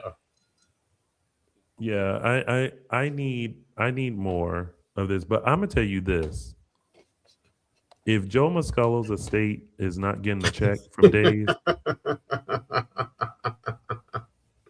I think as an actor, we all want that kind of legacy. Yeah. That man is still a part of storylines, and he been gone for 12 years. Right. Yeah. How are you an actor and still have a gig past life? Right. They did a tight shot of that portrait, and I thought to myself, this man is still working. He is still a part of the. That is just a testament to how important Stefano DiMera is to Days of Our Lives. Even in post life, you are still prominently being talked about. How many times they bring up Victor? And they don't A ever decent talk about amount. poor Caroline or Yeah. Mickey, Tom, and Alice. But Stefano, he get about 3-4 episodes a week, and ain't nothing 5. Someone said get a new villain. I really think it was supposed to be EJ, and they didn't really reach him to his full potential. I mean, the other side of that is, they haven't developed anyone else in the past 20 years to rival Stefano or to at least be as interesting as him. So it's like, I mean, it's a double-edged sword. Yeah. All right. Well, those are the DiMera goodbyes, and we're going to say goodbye to that top storyline. That was our last top storyline for this week. Just a little reminder before we get into tidbits, everybody, please make sure you follow us on social media. We're on Dishin Days Show on Facebook and Dishin Days on Instagram and Twitter, X, and Threads. Please subscribe to our YouTube channel. Also, make sure you join us on our members only page. You can find that on our YouTube channel using your laptop or computer. Also, we are on Apple Podcasts, Spotify, and iHeartRadio. And of course, go show some love to our former co-host and my chocolate twin, James Lott Jr. over at JLJ Media. And please, y'all listen.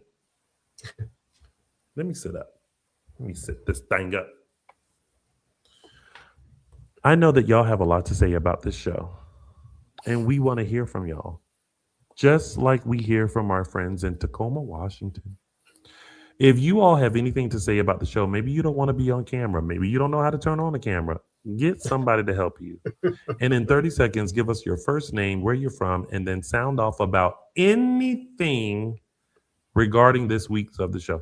If you like someone's outfit, we want to hear about it. If you can't stand the storyline, we want you to say it. If you wish a character would return and how they would in 30 seconds, we want to hear all about it. We want you to sound off on your favorite soap opera and email it to fanmaildd@gmail.com. That's fanmaildd@gmail.com.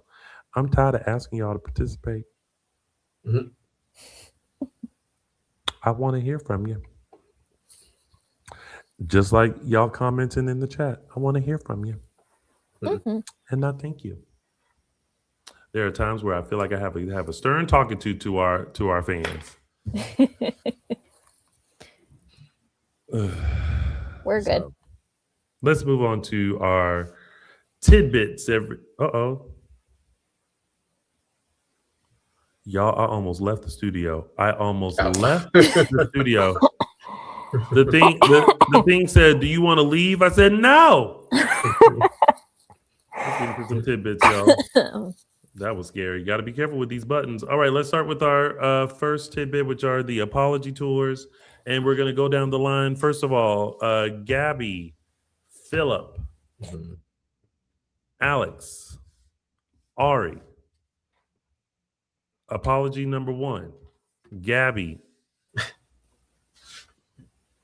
I mean, this should have never been a thing to begin with. Like, of all people to accuse the people who you're in business with, like, why would they want to rip off their own product and devalue Gabi Sheik, especially as you're coming in as the savior? But I did really like the way the apology came about because it showed some really tremendous growth on Philip's part. And some admittance. Yes, like because he really not only did he not do anything wrong, I felt like he went into that apology really, with his heart in his hand and as earnest and as vulnerable as he could be. Mm-hmm. Yeah. I'm glad that she realized some things, that it wasn't them, and she went and apologized. Are we happy about the kiss between Gabi and Philip? Yeah. Yeah. Sounds a little indifferent. Well, but I think we're just waiting for it to see if anything will come of it. Yeah, more coming. Yeah. Mm-hmm. Yeah. But I'm also glad that we got the origin of Ari left the designs for a second, and someone took a look and which all is that. Exactly it's like what a stupid 19-year-old would do. A first day intern would do. Mm-hmm. Also, Gabi was like, "You have to watch the prototypes, man. Why is she carrying around the prototypes in the first place if they're supposed to be so top secretive?" I know about you guys, but I kind of don't buy that. I think it's something else. I kind of feel like, not that I don't buy that Ari left it. I believe that part. I just don't think that's the source of the fake. I feel like they spent way too much time on this for it just to be a throwaway thing. Oh no, I don't think it's something else. Oh no, I don't think it's going to be a throwaway. I mean, you're thinking like some random intern might have got it. No, I think that somebody high up probably got it. I mean, it wouldn't surprise me if EJ did something like this. I think I also think that too might be a misdirect. I'm just saying I don't know if the Ari thing has to do with this. I'm saying. Yeah. Yeah, maybe not, but absolutely no way that Philip or Xander did it. No, of course not. No. Yeah. And she's back on in with Titan, so that she'll help them make their loan payments for the time being. So Titan is saved for another 2 months or something like that, whatever it is. No, I thought she was basically paying it off. No, it was just this is like a temporary thing. It's not enough to save them. Yeah. Well, they better start selling the furniture. Yeah. All right. Our next apology. Kate, Roman, and Marlena. Man, I am glad that they're going in the direction they did. This was some solid writing this week. Yeah. I am kind of surprised that Marlena got over what Kate did quicker than Roman. Although after Kate and Roman's talk, I think he's maybe a little more open. Mm-hmm. But I'm also glad that Kate said no to her and Marlena running Basic Black. I just need Marlena to go back to the hospital, go behind her desk, and somebody else gonna have to worry about Basic Black. But it shouldn't be her. I kind of got that maybe this is like a no for now, but when things get right with Roman, it's probably going to be a yes. Well, I don't know, because they've been circling this for so long. Roman was like, "You got a decision to make, baby. If you like money more than me, you got a problem." Yeah, I didn't mind that. I'm glad that it didn't. And who's to say it may not go down this road later? But I'm glad that this wasn't in for a Roman and Marlena part 7. You know what I mean? Yeah. I'm glad that that's it, or at least for the foreseeable future, it looks like that wasn't then. Yeah. I also love when they they remind us the Kate and Marlena friendship and how long they've known each other since before most of their children were born. And they have this interesting dynamic with one another that it explains how maybe sometimes they're not so close because they are very different women. But I think it explains why Marlena can forgive Kate like that, because they, these two women have known each other since they were so young. And that doesn't get explored a lot. Every once in a while they remind us of that, but it's not something that's at the forefront of them. I feel like we don't get enough like Marlena Kate friendship scenes and the callback to history of, you know, Roman and Abe knowing Kate way back when she was ever a name anything, and that Marlena was the one to push Kate to remember that you're all of those things. You are, you know, at this point in your life, you know, what are you if not the culmination of all of the things that you have been through, all of the experiences? Kate, of all people, should not be defined by the people that she has married. She is so much more than the men in her life. She has survived so much. She has been through so much and built so much, often on her own.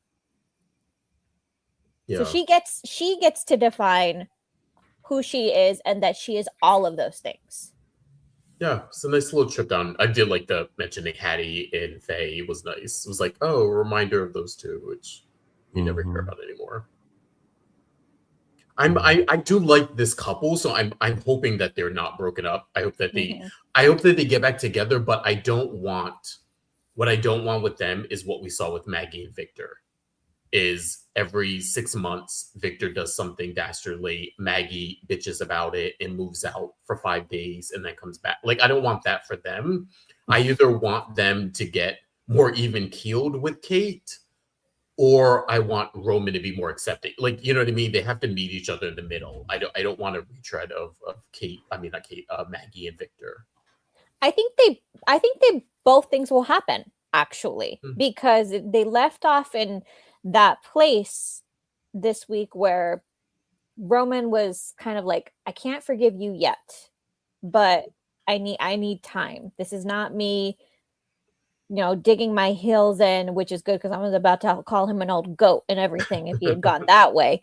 But it was really this sense of like, I'm going to give you a chance, and then she's going to prove it to him, and we're going to get past this, and we're going to continue to accept each other for who we are.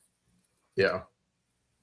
And family's probably off limits, because I feel like if Kate did this to someone other than Johnny, I don't think this would be Roman's reaction. He would sort of kind of figure out a way to either defend it, or he may be a little annoyed with Kate, but he's not gonna kick her out over that.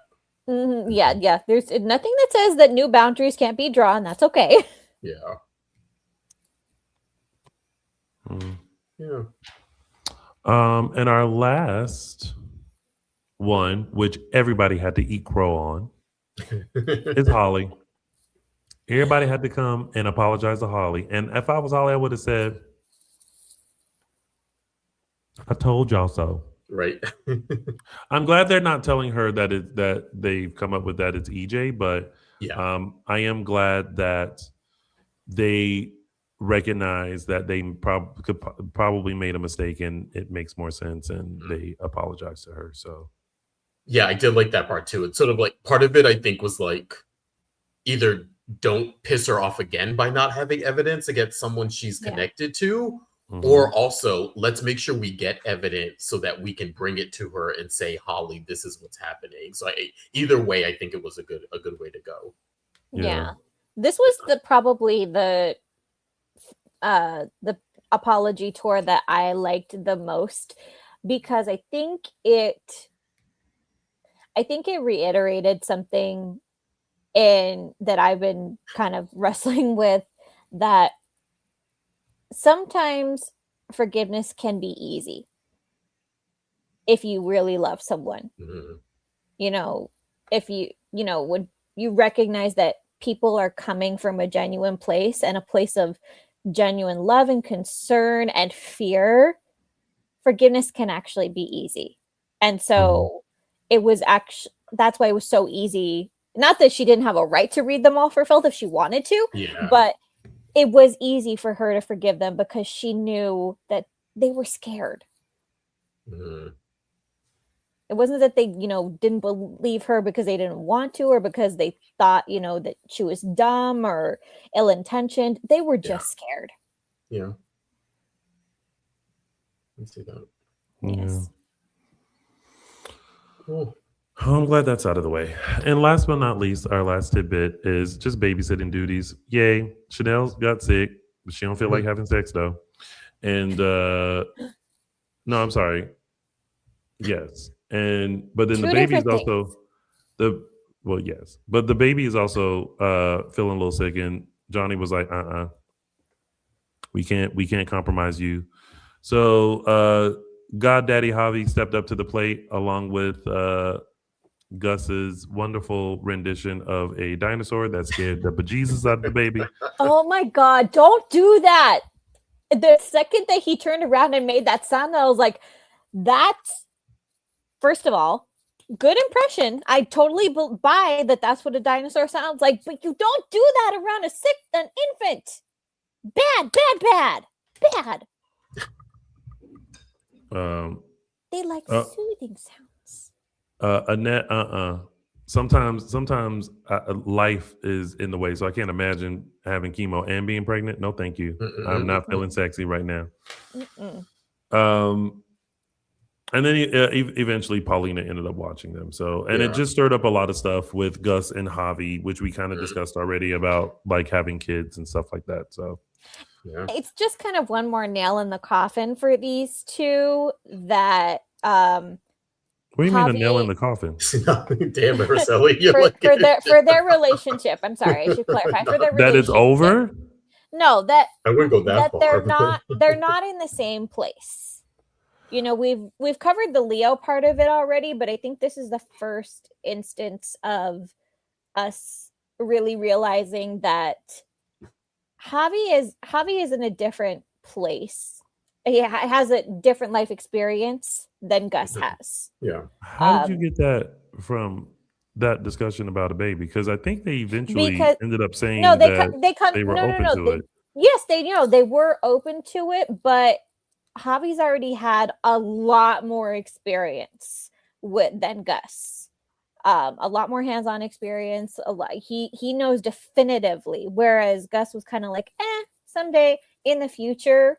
Where Javi, it's just a thing of like, if one person is like 10 steps ahead in life than another person, not that this is a definitive point in their relationship at this point, but it's just something to watch out for, when, maturity wise. I just think Javi is sure he wants to be a parent. And I think Gus is not quite sure because him and kids do not go well together, but he feels like he could have kids with the right person. Oh no, and that could be totally true. But that's what was said. Yeah, and that I'm saying that could be true, but the fact that Javi is already kind of 10 steps ahead on that, plus their relationship is moving way too fast, plus Leo, it's just too many negatives. I don't know. Too many points in the negative column for me. Justin, you want to chime in? I was gonna. Well, I wouldn't say a nail in the coffin, but I would say it definitely is going to be a point in their relationship. The fact that, and it's not just like if you're dating someone and they want kids or you're on the fence. It's the fact that Javi has had a biological child who has died and has now helped raise another baby who he still has a connection with. Like I think that's different than, if we're both single people and, kids is a forlorn idea in the future. Not saying it won't work or that, it's going to doom them, but I think it is a point to how that their lives are different. And the fact that they're just now having that conversation or realization after being together and living with each other. Like we've said before, they're moving very fast. They're moving just as fast as Leo and Javi did. And again, we ended up liking Leo and Javi, but a lot of that had to do with the raising of Tesoro and them coming together, doing that. I think, and yeah, and that's not present in this relationship. Yeah, agreed. I think I don't know, for some reason. It's a silver alert. Oh, Everybody getting it. for some reason, I'm just like, I feel like y'all are going too fast. Like I feel like they just had a brief conversation, but it doesn't like rattle their relationship at all. Yeah. And also, I mean, though it's not true for Javi, not everybody who babysits wants kids. I need to make that very clear. Just because somebody babysits kids, somebody's good with kids, does not mean that they want kids. So let's not, again, about jumping the gun, let's not get out of control here. Right.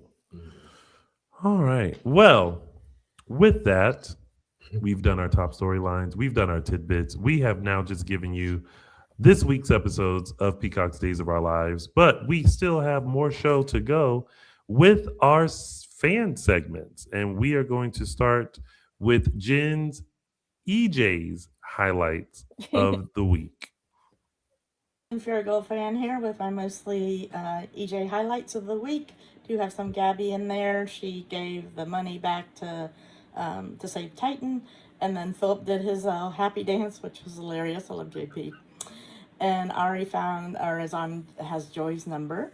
For EJ, he visited Holly, told her that he thinks that Amy Choi's going to drop the lawsuit. And then Marlena's appealing to his human side, which is interesting because one minute she's slapping him, next she's trying to save him. So, okay, whatever, Marlena. And then Susan's back, yay! I love Susan, and her scenes were so funny, especially with Rafe. He's kissing her hand, and then EJ decided to kidnap Kristen. She's stuck in that cargo plane or whatever it is, and Lexi's supposed to save her, so we'll see what happens there. Thanks, bye. All right, y'all. Well, now that we've had the mostly EJ highlights of the week, let's see how this week did from Debbie with her thumbs up, thumbs down. Franklin, Tennessee, thumbs up, thumbs down. Thumbs up to the lighthearted scenes we got between Gabi and Philip. I loved seeing that, and Alex, because they were all celebrating doing a dance that she gave them the money. And I also enjoyed Rachel telling Joy that, Tate thought he had a baby and then he found out it wasn't his. I just thought that was funny. Thumbs down to the Lexi story. The actress is doing a great job, but I'm just ready for this to conclude. It's so sad. Agreed. I think we're all sad that the Lexi storyline is pretty much coming to an end, and we had a very talented actress that could have been utilized more. That's just us, though. Now let's wrap it all up and find out what scorecard. Kristen and Lexi, they both get a D because their plan to switch places utterly died the moment Lexi, nearly at death's door, fainted again, and Kristen is trapped in that deadlocked crate. Yeah, I know. That joke died the second I opened my dead mouth. Moving on. Stephanie, baby girl gets a D for ordering a Dookie Dawn Nuts. Lil Sweetness gotta open her mouth on Joy, and it all went Dookie all over Joy's opportunity to change her mind. Meanwhile, Joy gets a B for the boots on the ground and the 10 toes down and what she really thinks about Stephanie. She was like, you know what, Stephanie? I was gonna change my mind, but after hearing you accusing me of being neurotic, I'm like, girl... See you in 2044, little girl. Xander gets an S for being the smart CEO to convince Sarah and Brady that Holly was set up. And Brady gets a B for being brave enough to listen to Xander and team up with him. Wow, hell must have frozen over in Salem. And finally, Rafe. He gets an F because, for fuck's sake, stop fawning over EJ. Sometimes I swear, I feel like all that obsession about nailing him isn't the issue. The real issue is that Rafe wants to lick EJ's meat and taste that Demera between his legs. Admit it, Rafe. Admit it.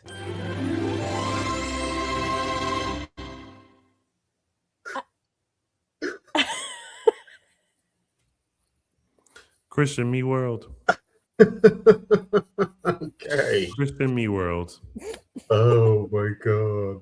Christian Me World. You did not have to leave us like that. Oh my god.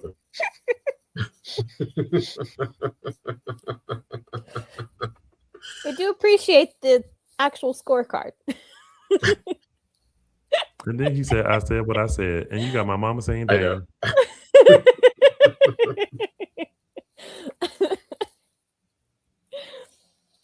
Anyway, let's now get to our official segment. And we're going to start with mine. And see, these are the things I like to hear. These are the things I want to hear when you sound off. Absolutely. Yes. Oh, all right. We're going to head over to our segments and we're going to start with mine, which is Tony's official 3 Snaps Award. Snap! Now, listen, I don't know if I am coming off of Eric Martzoff's birthday picture or what, but when we had Brady doing his workout in Tate's gym, I said, now this is why we watch soap operas. This is why we tune in. I want muscles. And Eric Martzoff gave them to us. So for reminding us the true reason why we tune into soap operas is because we want to see fine men and all they muscules, honey. Eric Martzoff, Brady Black, for your workout, you get Tony's official 3 Snaps Award, followed by a okay.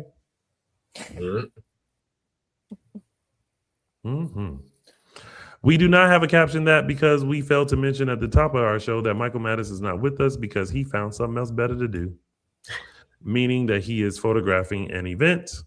But what we do have the capabilities of doing is traveling back in time to those were the days. All right, I'm taking you guys back to the end of July 2012, where we had the aptly titled Disaster event. This, of course, was the promotional event to welcome back Days. Because back when it was on NBC, if you remember, it would take hiatuses for the Winter and Summer Olympics. So we'd sort of be out of our days for 7 to 8 weeks kind of a thing. And so this was the promotion to sort of bring it back and sort of reignite the end of the summer. So this was the death of Madison and Jack, if you remember, in the elevator shaft. This was when Gabi teamed up with Andrew Stark to kidnap Melody, and that backfired, which caused the explosion. So that was what was going on at that time. But yeah, I miss those little, back from the Olympics or back from break promotions they used to do.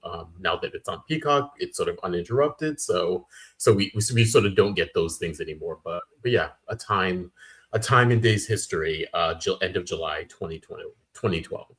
And actually, I remember this because all the commercials kept saying Disaster. Yeah. Those were some good commercials. Yeah. No.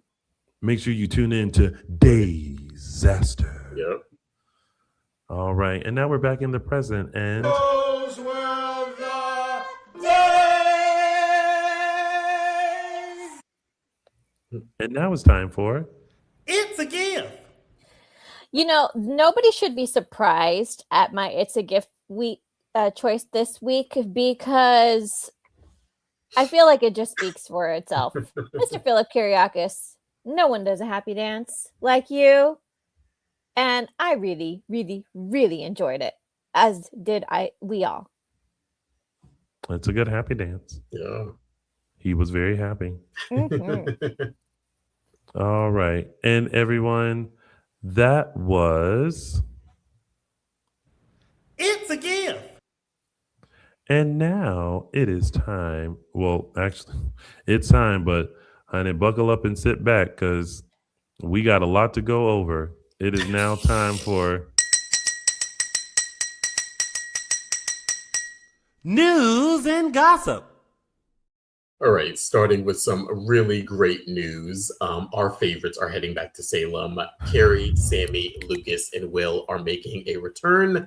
We will see Christy Clark, Allison Sweeney, Brian Detillo, and Chandler Massey will be gracing our screens in 10 months from now. In June of 2027, we are gearing up for a something is going on, some reunion of sorts, possibly a wedding, maybe. There's speculation out there about why these four, who are some of our absolute favorites in Blast from the Past from the 90s, will be making their triumphant return to the show in June of 2027. Yes, it is a long way away, but again, days shoot so far in advance, but this is one that they are one of the ones they are letting us know to sort of rope us up. And again, it would coincide with, we know Ryan Kwan is taking over as head writer, so I'm sure he will revel in sort of writing for these four beloved characters. So yes, we will see them soon. We have something to look forward to. We will not see them soon. Tony, quiet your face. I've already we already have comments saying we see your face. Tony, quiet your face. First of all, it's not that I am not unhappy. I love these characters. I was actually just talking to my friend about Sammy, and he was like, I love Sammy. I will not tune back into Days of Our Lives until she's back on. And so I sent him a message that she's coming back in 2027, Nice. which is not soon. Moving on, Deidre Hall will be guest starring on the new season of Star Trek, Strange New World, premiering this fall. No update necessarily on the plot, but Deidre did reveal that she is playing a psychiatrist, a role she is all too familiar with. So yeah, when we get more information on that, we will definitely give you guys a reminder when that will air. But yeah, Deidre Hall sort of spreading her wings this year and last year too, with Hacks and now Star Trek Strange New World. So yeah, all you Trekkies will be seeing a visit from Deidre in an upcoming episode. Next up, we have Annalyn McCord has launched a new podcast, a show called Enchanting. It is described as a journey into the extraordinary landscape of the human experience, basically dealing with from visionary entrepreneurs and artists to authors, advocates, innovators, and change makers. Every guest brings a map of their own personal journey. So more information on that, you can head over to the McCord list. McCordlist.com actually. And last but not least, we have Carson Boatman has a new song out called Ava Song. It's a tribute to his and Julana's daughter, Ava Boatman. Carson says it's his most personal and intimate song he has ever written. It is available now, and you can check it out on all streaming platforms. Yes, and then we have a lot of other happy news to share. First of all, lots of birthdays. We have our birthday twins, Martha Madison and Eric Mertzoff. Yes, the on-screen siblings do share a birthday, so that's why we call them our birthday twins. Also, happy birthday to Brian Detillo, Colton Little, Wally Kurth, and Nadia Bjorlin. So you're just going to breeze through all of them, knowing that there's pictures for every single one of them, right? I don't know. So let's start that again. It's a lot of birthdays. We have a happy birthday to Brian Detillo. Mm-hmm. Happy birthday to Colton Little. Mm-hmm. Happy birthday to Wally Kurth and Nadia Bjorlin. Yes, I went that slow. They all deserve their flowers. Happy birthday to them all. Girl, she just breezed through all of them like I ain't got to click all the pictures. Happy birthday, Colton Little. Look, it's a lot of people. We have a lot more to get through. Well, of course, but you can slow it down a bit so I can show the photos. Justin didn't send all these pictures for you to breeze through them. Girl. Happy birthday to all. I hope you had cake. Ooh, cake good. And as we said, we have some returns coming to Salem, and in honor of their return, Christy Clark and Allison Sweeney got in on the latest TikTok trend that's going around, where they decide to do a sit down and film a documentary on the Brady family. Wow. Could you imagine if we had to sit through that documentary? That 14, 15, 20 100-part documentary. Yep, something's never changed between these two, and that would be a lot. That would be a lot on us, I feel. Go through all that again. And next up, if you haven't seen the interview that recently Deidre Hall had with Day superfan Ira Madison, he has a podcast called Feedback, and she was on it to discuss her 50-year career on Days. They talked about everything from the possession to on-screen deaths and revivals, her turn on hacks, and how to find your best light, which Miss Hall is infamous for. Knows how to do that. So you can check out the interview right now on YouTube. It's Feedback with Ira Madison III. You can also check out our interview with Deidre Hall on our YouTube channel, Dishin Days. Yes. Then we also have big congratulations to Billy Flynn and his wife, who celebrated the birth of their third child, a little girl. So that brings them to a family of 5 as a new baby joins her 2 older brothers. You can check out his wife Gina's photos of the newly formed family of 5 at Gina Comparetto. Also, some congratulations to, I don't think we have a photo, but congratulations to Mary Beth Evans, who had another grandchild to her brood. So it's like all these babies. It's the season of birthdays and the season of babies. And we also have it. This was another kind of news story that sent shockwaves. And it's on a periphery to Days of Our Lives, but we know that this man well. Big congratulations to former Days writers Jamie Giddens and Dan O'Connor, who have been named the new co-head writers for Young and the Restless. And you could have dropped a pin with how shocked and elated the soap community was at this news. As thrilled as we are to have Ryan Kwan back, Young and the Restless this was a get for them. So yes, big congratulations to Jamie, who is also, as we previously said, a Daytime Emmy nominee this year for both Days of Our Lives and Beyond the Gates. So lots of good things happening. Support our soaps, people. Next up, we have some Star Image events happening. We know the Day Players Band is having a special concert exclusive after party happening on Saturday, September 12th in Niagara Falls, Ontario. And then we have our Nashville concert with Star Image. It's a concert, dinner, and karaoke party. That one happening on October 3rd in Nashville. And all tickets and information, you can go to Eventbrite and search Star Image Entertainment. And then we have the Somewhere in Time event from Starstruck Fan Events, which is coming up very soon. It's officially this month. So it's the Somewhere in Time on August 29th through 30th in Mackinac Island.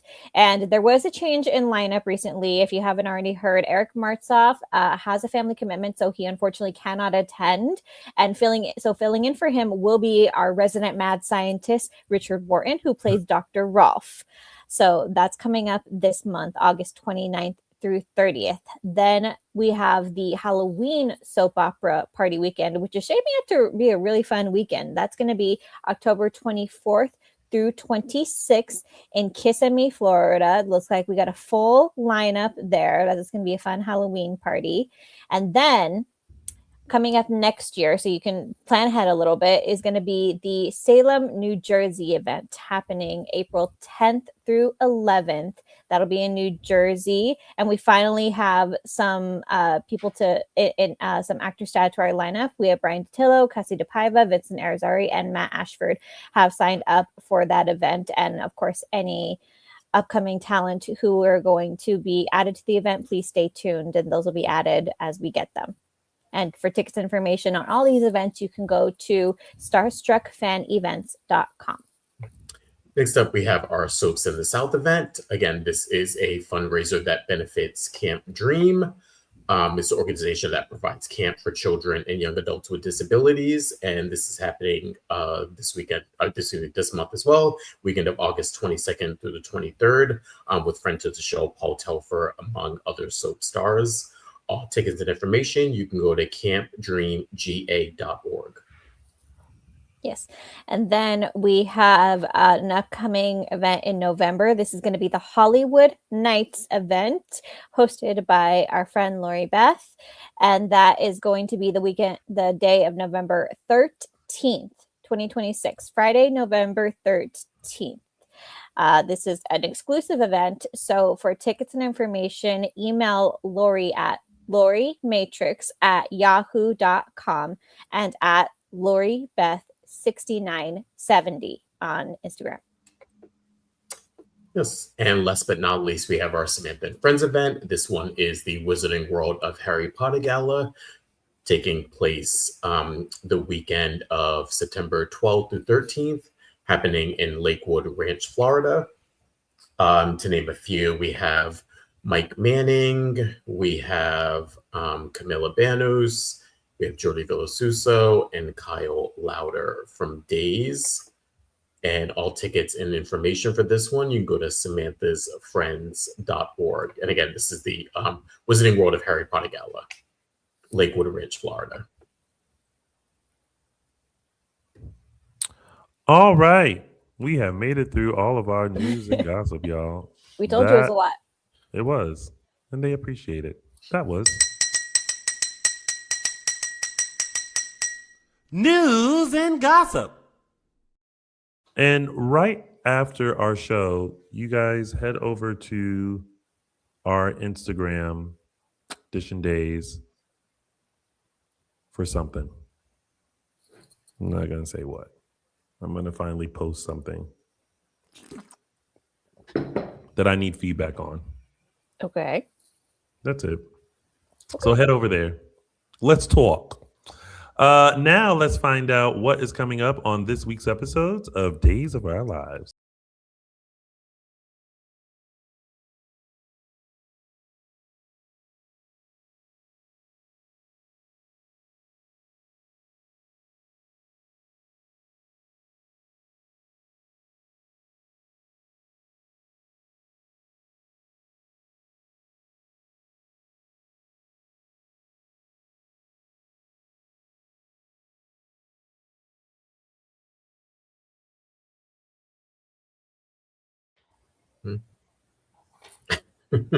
Not Joy again.